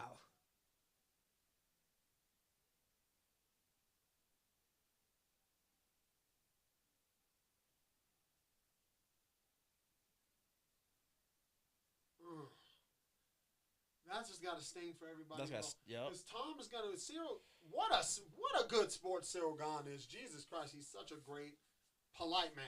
Because this is gut wrenching. Gut wrenching. Well, you could tell by the emotion on his face. Picking up the momentum, and then it happens. And Tom Aspinall has to be furious because he knows what's coming from the MMA community. Yup. He knows what's coming. And if he doesn't know, he'll find out pretty soon. Mm-hmm. You can commit real crimes and not get the flack and heat that Tom Aspinall is about to receive. We see that all the time in MMA. You can commit the real crimes, and they're like, he shouldn't have been talking that shit. Let's see. And you try to close it. Oh. See, it's on the top of the eye. It's in the orbital. But Oh, at and that then it dig. went deep in. That dig. dig. I think he actually got it pushed back in, like it got pushed in. Because you can see right there. Yeah. There's a little more deepness now to the eye. We'll see maybe how quick they can rebook this one. Or it It's could gotta just be rebooked. surreal. He just had his eye open. And then his coach is saying you got poked in both, which he did. He The did. The eye poke to the other eye, he's not having any problems That wasn't with. it was more of like a Looked worse. glide over the eyelid than a poke. I would say for his left eye, I thought that one got fully gouged, and he's like, "Nah, that's cool. That one's fine." How hard is it the keeping the glove, the hand closed, the trying to balance the defense when you're trying to push off the face, It's the framing difficult. that you It's just part of MMA. You just have to deal with it. It's sadly like Rob is saying, it's a part of MMA, especially on kicks. You know, it's you're framing because Gon's framing after that. It's very difficult. It's They tried to recreate new gloves and stuff, but it's just not the same. You need your hands to be able to open and close. You can't have them closed. You can't have them only open. You have to be able to use your hands. You need to be able to grab wrists. You need to be able to lock hands. You're going to need to cup. You need to, whatever you need to do, that's what you need to do with those gloves. I don't think changing the gloves is ever going to Only thing happen. is, I heard the old Pride gloves used to be different from the UFC. I don't know if you ever got to mess with those because I never did. I heard those they come were down different. a little further on your. They kind of remind you of the modern day bubble glove that we use, our MMA sparring gloves. Mhm. They're very similar to that with how the actual knuckle curves over a little bit more, the knuckle padding, and it forces the hands down here. So that way you still get all of this in the dexterity of your hands, but this becomes impossible. We got APFC title fight coming up. Yes, we do indeed. So how'd you feel about getting that announcement? I was very happy that we got that announcement because for a second it was looking like I wasn't going to get that. You know, I'm happy that and it's not interim. I'm happy that it's the full title now because before there was interim title talks instead because Manny wasn't going to vacate. So Manuel did vacate. Yeah, so it appears that he's vacated because it's being announced as a full world title fight. Even if it was interim, I'm still going to say I'm the king. When I win that, I'm still going to say that. So even if it wasn't, to me, it is what it is. That belt is the belt. And you're the local guy, so this is the main event, right? Yeah, this is the main. I will be the main event for this card. APFC 21, November 23rd. Tickets are available now. You can find it on my link in my bio on Instagram and also on the APFC page. Come on out and support your local fighters. That's gonna be a fun one. I questioned if it was the main event just because they had announced the James Pleasant Emmanuel Sanchez fight first, and then at least they put out the new poster, so you guys are much bigger on top of them. Well, before I wasn't set yet, so they didn't know if I was going to be even fighting on the card. We didn't have a set opponent. We had gone through 3 different guys. So you're looking for the title, and you're already in line for Submission of the Year also. Mm-hmm. How that one feel? Like, did you ever think Submission of the Year would be something your name would be attached to? This is the Coming from a second time. Yeah, this is the second time, actually, because the LFA Ninja Choke on Scott Wirtz was the first nomination that I got for Submission of the Year. A controversial choke since the ref didn't notice he was out. And, you know, we all know the amount of hate that I got online for that finish. You're choking him. But for this one, I was pretty proud of it, especially having Frank Gomez back in my corner Oh, for that's that good. fight. And that's his move. Like, he's been doing that to us since 2017. Like, he's been catching us with that exact setup. So to be able to do it live on a guy as good as Mac, who's top 5 in Tapology for all of North America at the time before we had fought, that's where he was ranked. I'm pretty sure he went down to like 20 or something now after getting beat by me. But that dude was right there on the cusp. He was just waiting for his call up. If he didn't fight me, he probably would have been filling in on the UFC Fight Night Vancouver card that went up there in Canada. That would have been him if he did not agree to that fight with me.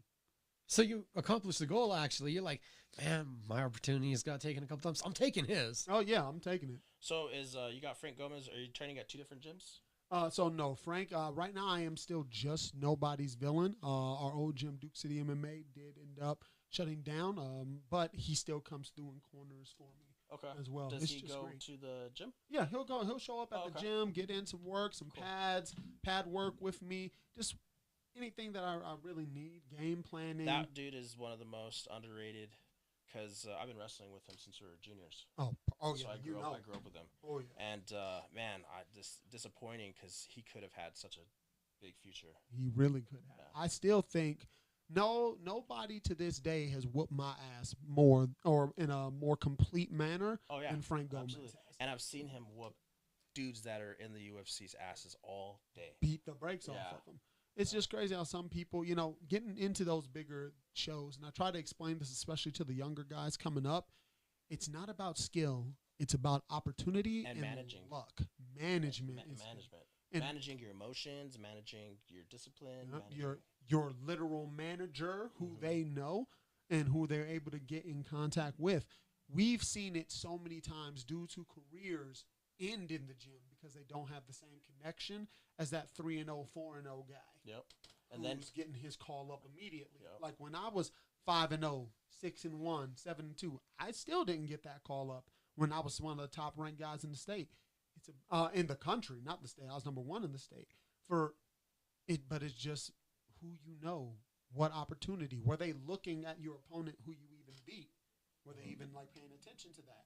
But then you see another guy get in and get that opportunity at 4-0, and the dudes who he's beaten are 2-25 Yeah. or 0-7, yeah. and that's who makes up their entire resume, and they get that opportunity. So Mhm. you can never really know who's going to get that chance. So much of it is luck, and so much of it is management and who you do and don't know for you to get those call-ups to the bigger promotions.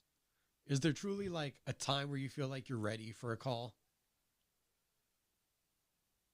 In general, for just the Like your average skill MMA fighter, Yeah, evolution, where you're telling yourself you're ready, or is there a point where you're like, no, you really are ready? people tell themselves that they're ready constantly, and they take those opportunities well before they should be, and then we see them go 0-2 in the UFC. Then they're out of the UFC, and When they only had never to get the train opportunity. for another year or two and fine tune their Yep. skills. Clean and then up they what holes Cleaned that up they what would've holes. had. Yeah, exactly. And They would have done much better. And that's the big difference between most guys outside of the UFC. Let's take APFC or LFA, for instance.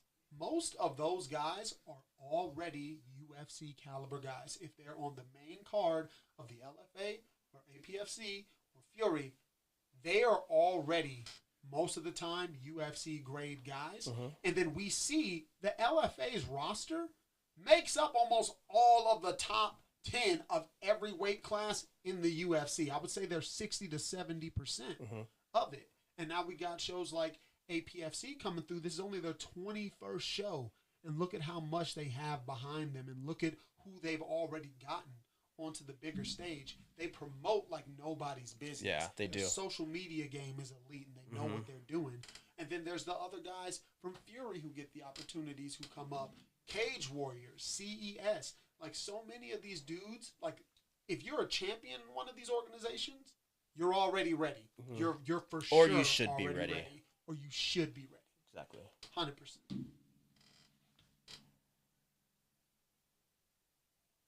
Yeah, BKFC is also going McGregor on, guys. just asked this dude to propose. He gave him a ring. ring. Yeah. Gotta do what you gotta do, though. I He's think chasing that bag. It is what it is. I think that dude has a Conor McGregor tattoo on his leg. Yeah, he does. I think he just. And wanted who's to this be- Conor McGregor looking dude? I believe that is. He's like a buffed out Conor McGregor. I think the one on the right that won the title is a Jose Hala, and I think he just won. Yeah, Josef Hala probably just won the BKFC European middleweight title. Oh, Because they have their European titles, so they have like their builder titles as they're doing kind of like a boxing system, you know. There's the lower level titles. What is- so you build up? title. Conor McGregor is just building other Conor McGregors. Doesn't that come off as him? That's what they cut off from the steroids. Look at how muscly that Conor McGregor is. That's all the steroids. that's Is Conor funny. McGregor. Hey, so we tuned into this. We'll still have enough time then to catch the co-main event and the main event here. And it looks like, Francesco Ricci took a beating. Guess it was a great fight. That's quite a cut Ooh, too. those are some or nice two. cuts. Those are full thickness lacerations right there. Ever do BKFC? They have a good. Hell no. I would never Hell do no. BKFC either. Never. You see how pretty I am? Hell no. I would never. Just how to get the reaction. I'm gorgeous. No, fuck that. I ain't doing that. I break my hands a lot in MMA gloves. I don't think I could do BKFC because my hands would just be torn up all the time. Oh man, if you haven't seen the Paulie Malignaggi, he fought last weekend. Tyler Goodjohn. I saw that fight. His face looks like it's got lightning bolts down the front of it now, and both hands were just swollen up like balloons. He's like, I don't know if I could ever do this again. My hands just break from all those years of boxing. My thumb still bothers me to this day. That's the biggest thing. BKFC, the biggest issue you hear them, it's cuts. Cuts. They're actually not. They don't take as much trauma, like Concussive damage. concussive damage. Yeah. But the cuts, those dudes never be looking the same. After a warm BK, never the same. Clean jab.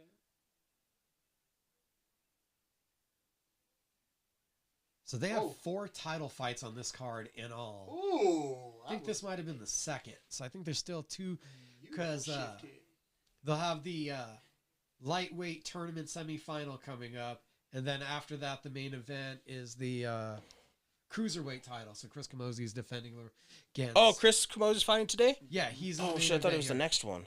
Yeah, no, Chris. I know Chris Camozzi very well. Me and him fought on the same card several times too. Oh, coming up on the regionals? Yeah. In Colorado or here? Colorado and here. We also did shark fights here together. Yeah, that would have been shark fights. Was that over in Rio Rancho, I think? Yeah, that was in Rio Rancho. You were on that card? Yeah, I beat that kid from Rio Rancho. Who'd you fight? Oh, kid from Rio Rancho. His name. Making you think about that one. I forgot his name.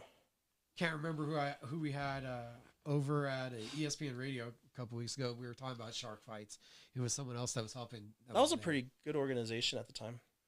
Right? What happened to it? All these things that time just kind of came up and ended. They had like 4 fights in all, and just went away.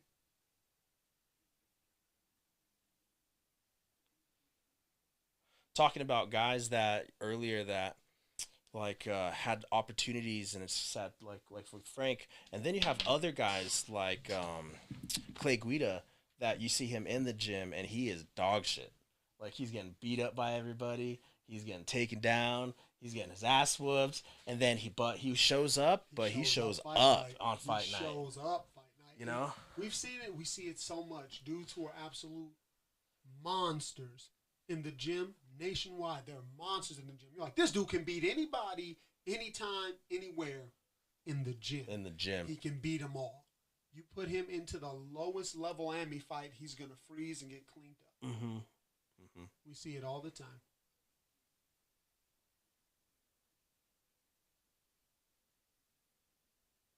Who do you have doing your meals? Right now, I'm doing it all. You're doing your meals? Mm-hmm. I'm doing it all. You're a main event on the APFC card. I'm surprised you don't have like El Chino coming after you and like wanting to give you some meals or something like that. I haven't really. You like to do your own stuff? Sometimes it's hit or miss. I've always liked to do my own stuff. I've always cooked my own foods. I've always made my own food. And being able to just manage it all. Yeah, it's exactly. Easy, but and I've never missed weight. Have you ever missed weight? I missed weight early in my career. Okay. Like when I was, I missed weight once as an AMI.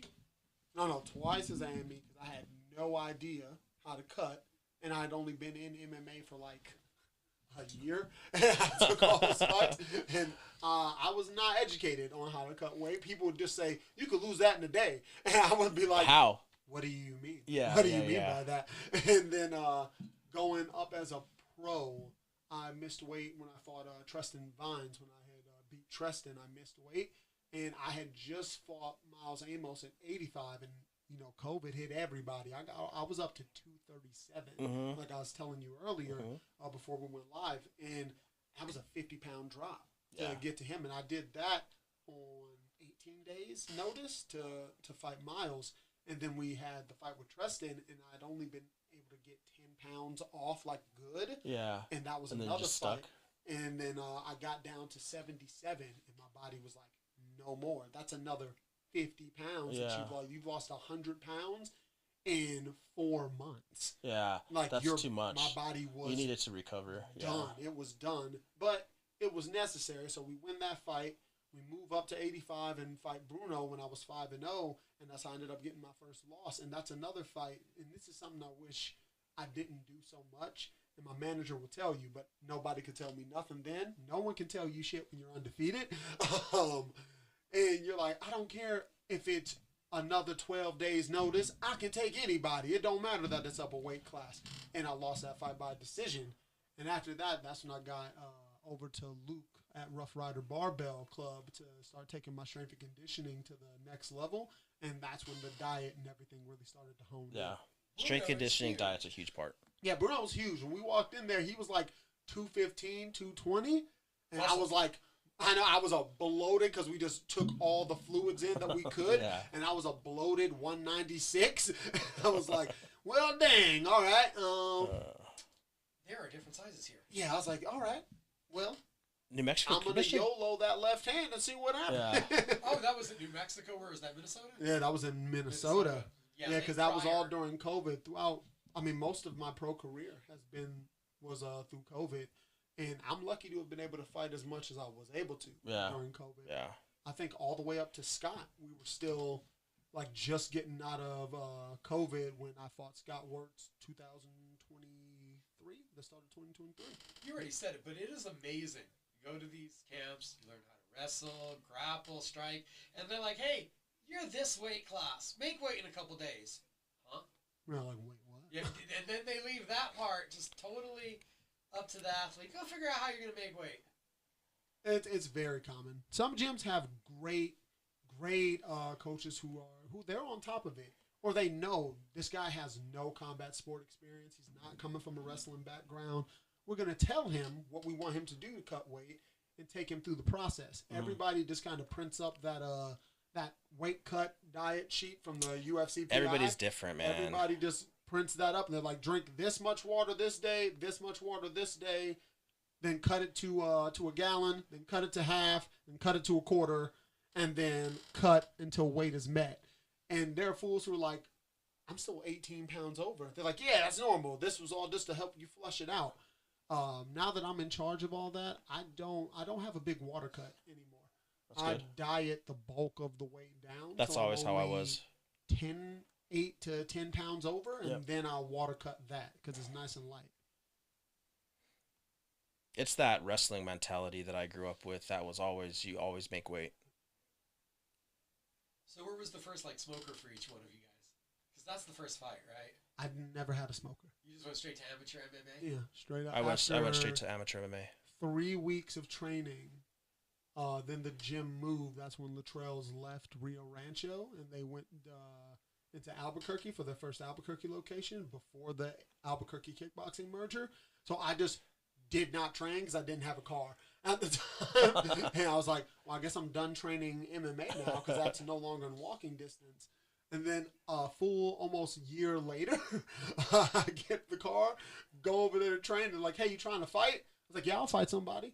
And it was like the next month. So I was like, okay, 7 weeks of training. Let's go.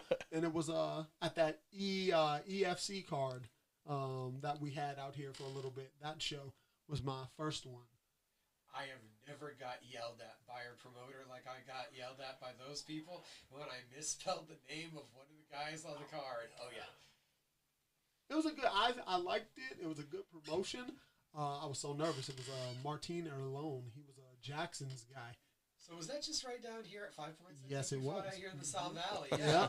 Yes, it was. I got lost on my way to weigh-ins. I didn't know where it was. I'd never been up over here before. I was like, where the hell are we going? And now I'm getting phone calls. Where are you? I'm like, I really don't know. I don't know where. That's before GPS days. Yeah, I was like, yo, I don't know where I'm going. You guys just gave me an address. How did you think I was going to find this place? Yeah, that's back when we pulled up directions on MapQuest, dog. Google Maps wasn't where it is today. See, and I was personal training over at a gym in Las Cruces, Tom Young's, and they had that Bone Crushers team down in Las Cruces. Remember them? Yeah. So they had a kid that fought out of them. Remember Nate Patterson? Okay, yeah, that name sounds real familiar. big 85er. Okay. So I was like 70, 75 at the time, and I didn't have to cut no weight. I actually went up a weight.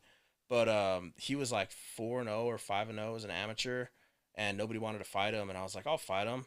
It was like 2.5 weeks, and I was in the gym training, like lifting, cardio, wrestling stuff, but I wasn't like doing MMA.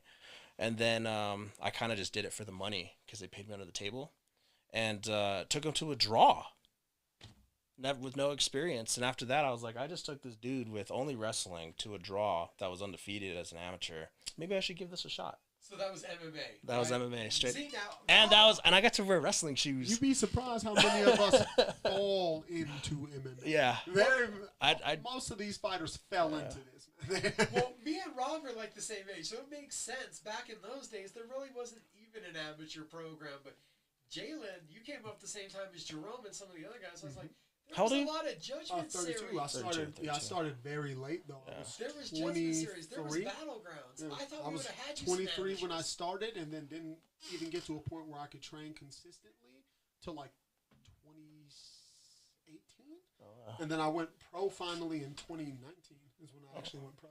After that fight, I was just like, I can do this. If that dude can do it, I could do this. So literally after that fight, I was in the gym nonstop. Is that the same thing for you, Jalin?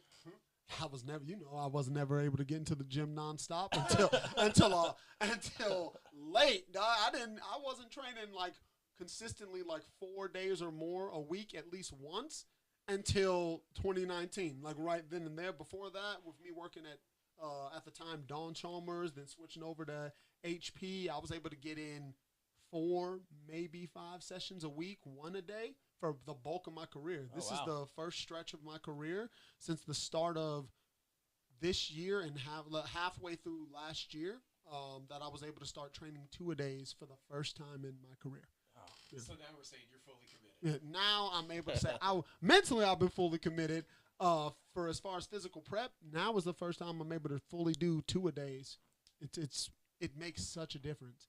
And it makes a huge difference. It's a huge difference, and it's a huge psychological boost because before you literally have to know I'm fighting a guy who is for sure working harder than me because he's in there more than me. Because and I don't mean this to be too offensive to other fighters on the come up. I wasn't sitting on the couch at a buddy's house and then driving off to training and letting somebody else take care of the bills or being like my girl got to work while I'm sitting here chasing my dream, and if you don't believe in me, you're the problem. I wasn't that guy on the come up, which you see pretty often. Yeah. So yeah. I'm like, no, I got to work full time, cuz. Yeah. That's it. I was real fortunate because I worked at the gym that our team trained at. That's nice. So I was selling memberships and stuff, but I worked there. So I was able to take my lunch break and go do my thing, and then afternoons be back for practice and stuff like that. So it was super easy. And I did go to college, but I was only taking like 6 credits a semester or something. It was nothing. Yeah. No. It's like 2-hour classes a day or something like that. Is that a large conversation with the wife, Jalin, when you push all the chips in and now you're even more committed? I mean, you already went through like the Fire Academy. If you don't know, this guy risks his life to save us as a civil servant on the regular. That's just his day job. So there's a lot more to it than right there that you guys had a conversation about taking MMA serious. So she wanted me to quit everything and just go full in. She's like, full send that thing.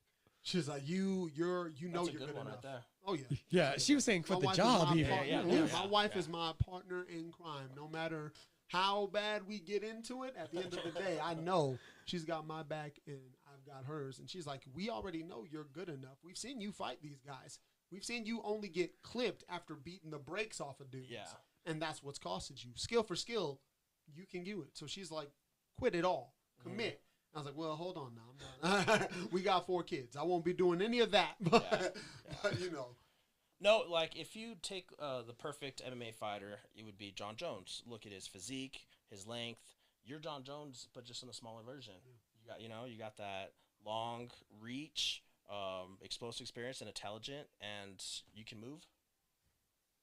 I take that. To work on your wrestling just a little bit. Yeah, right. Yeah, right. My takedown defense percentage is high. All right, it is high, other than the Mukdebek fight. All right, but that was on a week. Did you see he made 55 or tried to? Tried to? I don't think he actually keeps made. trying to. He ain't made it. That's He why he messing missed now. by like 12 pounds this last time around. And So now he ain't he's even making welterweight anymore. No, so now he lightweight. He missed that lightweight. Now Okay. he's supposed to be fighting oh man, the Joker. Not the Joker. Yes, no, you're right. Jack Hermanson. Jack Hermanson. I forgot a middleweight and a lightweight are meeting at meeting at Are you welterweight. serious? I Yeah. wonder Yeah. what the size difference on that. Not is. as much as you would think, actually, because Oral Bayev is the same size basically as big. Jalin. 'Cause Maybe. I fought great opponent Gage Sanders. I fought him in the LFA. We fought, and it was the perfect camp. Everything was right. Ran through him in round one. No disrespect. Went through him in round one. Then they call us. They're like, hey, this person fell out. I'm like, oh, I can fill in, take another fight. They're like, hey, cool, it's this week. Oh, shit. And I had to drop the additional 20 pounds that I had just put on that 8 days notice that they gave me. And I show up, and this fool still misses weight for the fight he's been prepped for. And I'm like, bro, And you made weight? I made weight, and I'm like, I just made weight back to back. There I'm you go. diminished There you as go. all hell. Yeah. And this dude doesn't even try. He was sitting there eating at the table the morning of. Oh, because I was like, this Jesus. is wild to me. This is insanity. That's just unprofessional. But he does it so it's frequent. It's Does it? frequent. I don't want to say it's a tactic. I don't want to say that. But this man keeps missing, but he keeps winning. Other than that one fight where his orbital got cracked by that jab that just glanced. He's a tough grappler. Yeah, but you can't not make weight and then win and be like, I won. Yeah, Oh, you it's missed- not doing you him missed any good weight. with the You know UFC. what I He's mean? still on bottom You know? prelims because he's not making What did weight. he say? He's I'm going to be champion, and Dana White was like, focus on making weight first. Oh, Yeah, yeah. nice. What That's a Dana nice says, little I'm like, burn. "That's crazy." Yeah, the boss recognized you. That's putting it out Yup. there. And they're big misses, man. They're big misses. Like 8 pounds or something like that. The 6 last one pounds. was like 12 pounds. Oh, that's Like, a I think big like miss. 10 That's not 10 even something trying. pounds. Because he was damn near a welterweight for his lightweight fight. I think he was like 168 or something like that. Like That's crazy. 167. yeah, Yeah. something like that. He was high up there. See, I start losing respect for guys like that just don't care. Like, how are you going to miss? I can understand missing it by a pound or half a pound But or a that quarter of much, a pound. But But you didn't even try. You didn't take it serious. that 3 pound mark, you're like, bro, come on, Yeah. come on. Because that's when it starts to hurt. That's Mm-hmm. when it starts to get hard. And that's when it really starts to take from you. Is those last 5 pounds. And this dude, a lot of these dudes are like, I'm good. I'll just take the little bit of my money. I'll take the win. Because there's no way they're not going to fight me, and especially at the UFC level. Yeah, they've been. If you don't take the they're- fight, the fight. promotion's almost Yeah. more mad at you for them losing a fight on the card than they are at the guy who's missing weight. Like, how does that work? But it's just still, you cost us the fight. They were willing to fight. So you'll see that play out all the time. These gentlemen are about to damn near kill each other. So you expected for your title fight, this is what should get you the call, or at least like Contender Series, something? I don't think Contender Series is on the table for me. It almost seems like, to me, I can't confirm this, but I think that there's an age cap, really, on the Contender Series. If you're over like that 30 to 31 mark, you don't see those guys on the Contender Series. Those are the guys who have to take the short notice call up, usually. That makes sense. That's how that goes.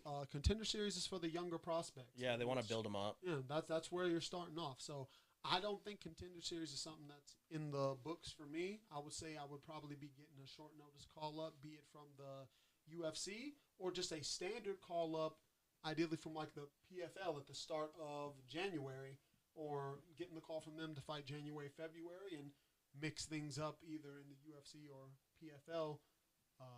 I'm not quite sure how the tournament format works for them now with everything getting reworked, and there's only the one main champion now.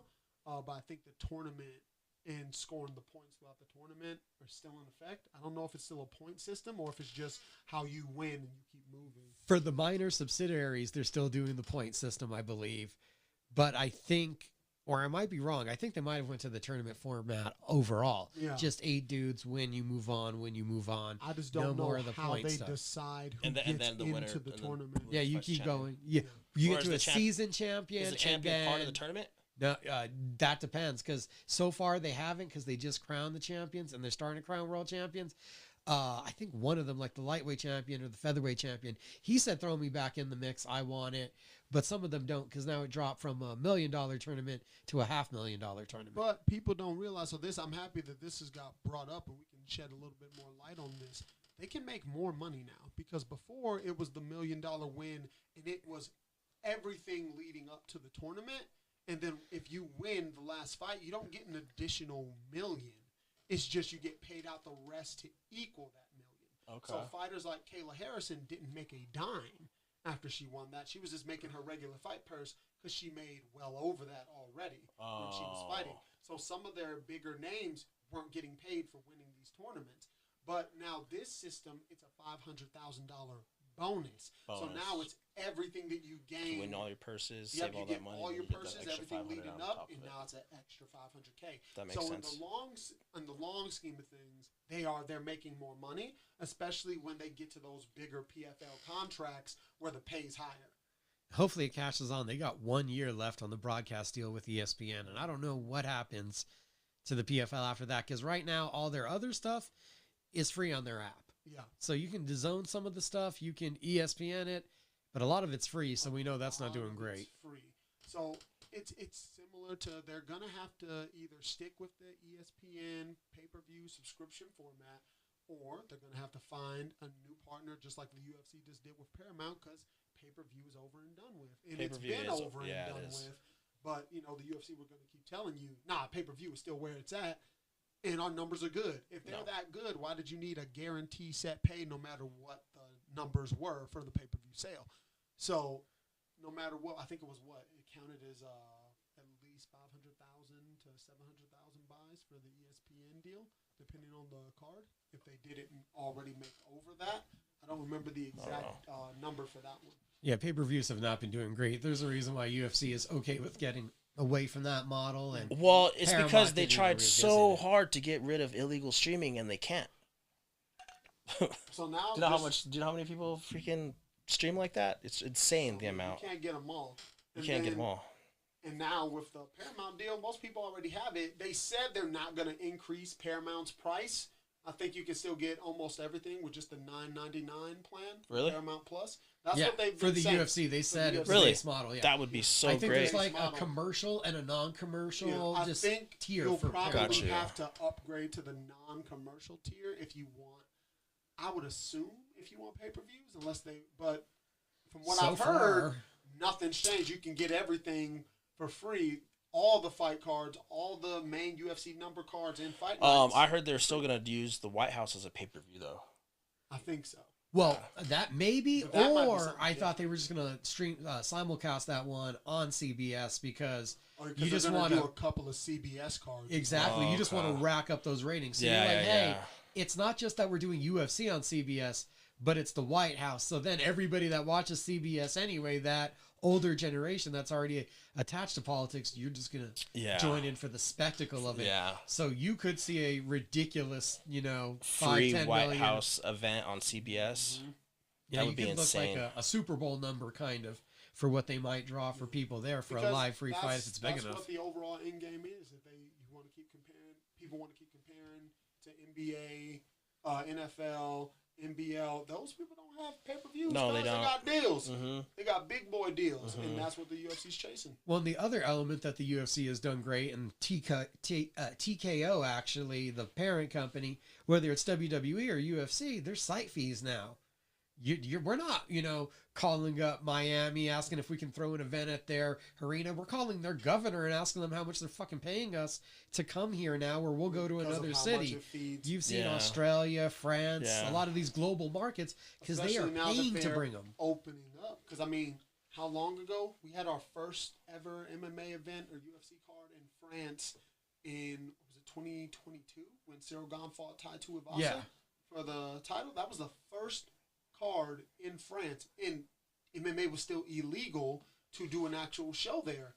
For I think until was it really? like until 2019, Oh, wow. 2020, Yeah. it was illegal, and now I think it's Aries FC. Yeah, the is one that's ran by Gane's trainer. Mm-hmm. So that's their feeder program there that the UFC helped set up is through Aries. And yeah, they did not have MMA till real late in the game, and now they're huge into it. which is great because they were already such a good combat sports market when it came to like kickboxing. It's one of those places in the world where somebody like Doumbé is the biggest star around. And that's been huge for the PFL because they've been able to put a Doumbé, some of the France guys, and even moving over to England, what they've done, you've seen in the Europe, their market is a whole lot different than what it is here in America. They're actually on par. That there are combat sports like kickboxing and Muay Thai are much bigger in the UK than it is here in America. Yeah. It's damn near a non-existent market. Oh, how the guys from Glory lost all their money trying to infiltrate the American market, sold the company to Dutch guys that just keep it in the Netherlands, and they're being the best kickboxing promotion in the world. Amazing. Are you going to do another Muay Thai fight? Are you going to do another Muay Thai fight? Depends on how it goes after this. I was a little bit upset when they, after I took out Zach, I was like, that was WBC's #1 ranked guy in North America. Why was I not the one on the latest coalition who was fighting for it?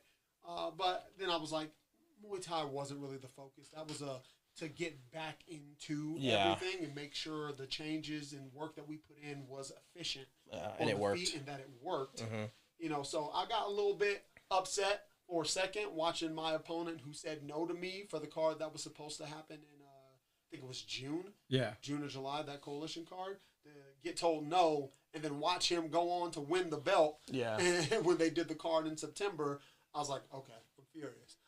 I'm furious right now. So how much of a feather is that in your cap that your debut, you're an MMA fighter, you walk into Muay Thai and you take apart a guy that's that ranked in one of the bigger governing bodies in the sport? Oh, good. Because at the end of the day, I told them all, stand up is stand up, man. Striking is striking.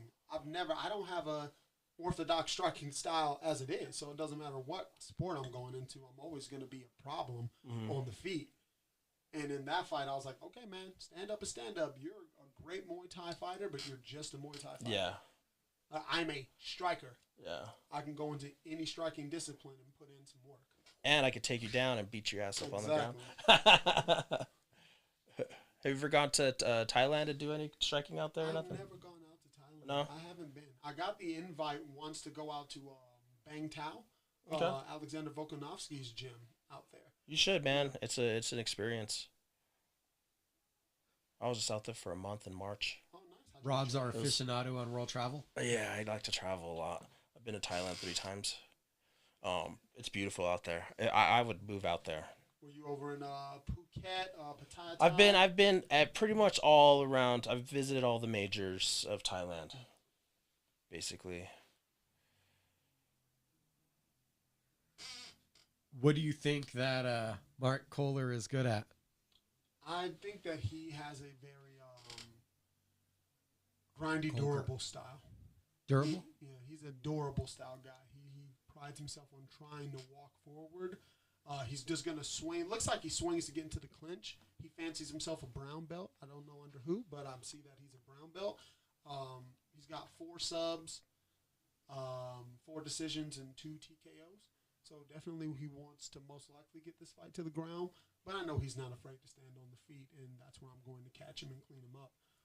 Most of these guys, we all know, they look to get me to the floor, and then they find out, I'm already being choked unconscious on my way down, or they feel me on the floor, and they're like, oh, never mind, this dude's got incredible jiu-jitsu as well.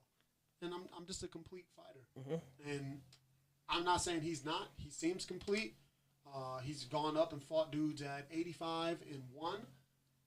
But I don't think that he's going to be able to give me any more problems than Mac was able to give me, or any of my previous opponents have been able to give me, because I've fought in his type before. I've fought in his style before. And those guys who bank on durability, I love to break them down and see them how durable they really are. Back step. When they take that first back step, I'm like, okay, we know whose cage this is. Is he a southpaw or orthodox? He's an orthodox fighter. Orthodox, all right. And I'm just happy that this will be 3 fights in a row for Jalin. Yeah, and I've never been able to get a year this active, ever. Yeah, you've been pretty active, man. That's awesome.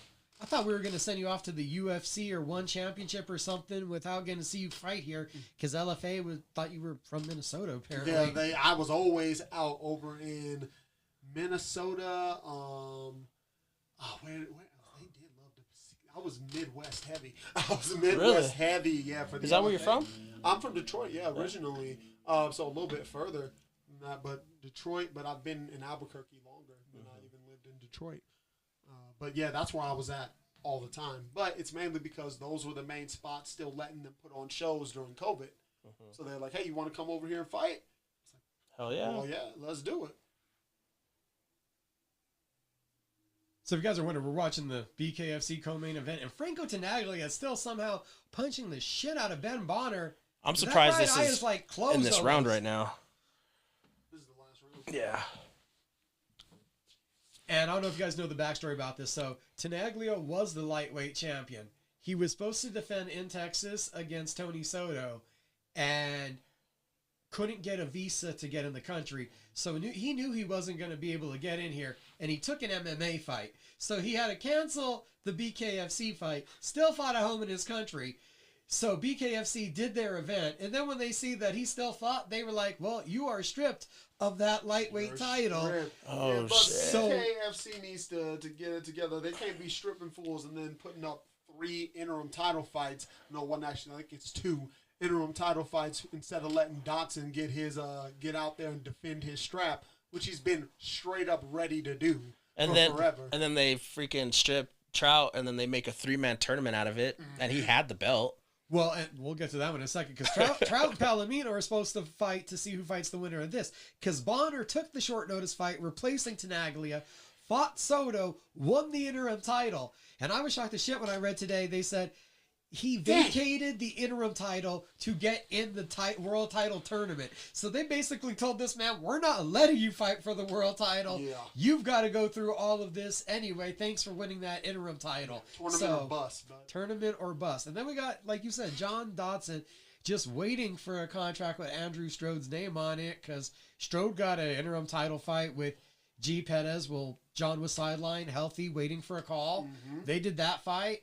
It didn't turn out the way BKFC wanted. There was controversy. A cut ended the fight. Hey, it's BKFC. Cuts end fights. Yep. And now we're waiting to see if Strode's going to fight Dodson rather than them run back a rematch. So there's a lot of interestingness with BKFC.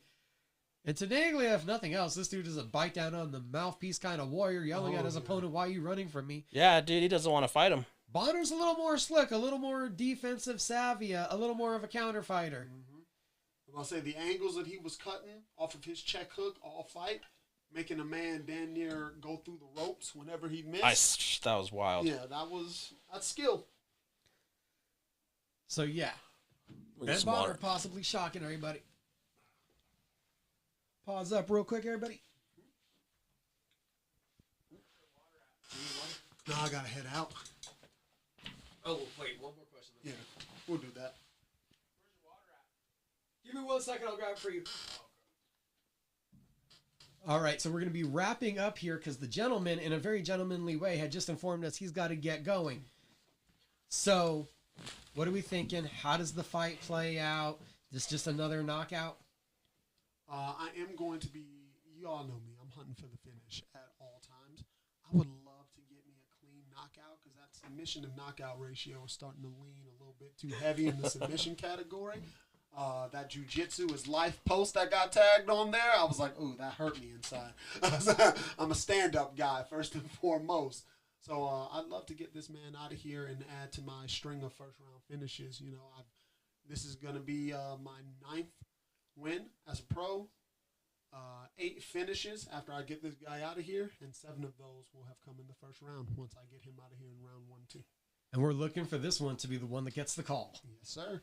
Anybody who's wanting me, you know, UFC, you can come calling. PFL, you can come calling. I'll be ready, and y'all know I'm gonna show up every time. Well, thanks for stopping by, Jalin. Yeah, thanks. My absolute pleasure. And good luck. Love y'all. Thank you.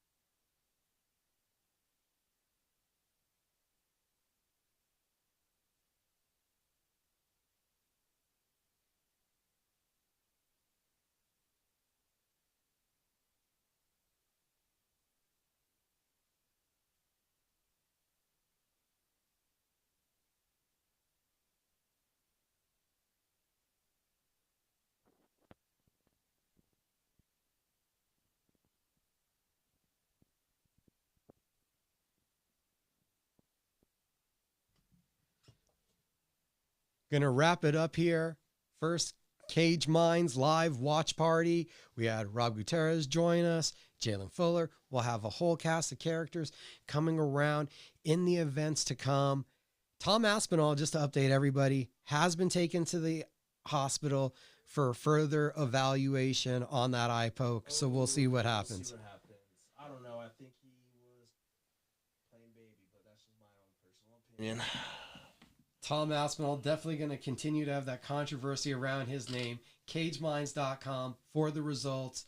BKFC is about to wrap up. Want to stay live for the main event on this and talk about it? Or No. We're going to let you guys go. Get on over to the website, though, and you can see the full results from both events. We'll have more of these coming, and we're going to have some great clips coming out from that Jalin interview that we'll put up on the social media. Thanks, guys, for watching. And, oh, yeah, Cage Minds Live. We're going to have something new.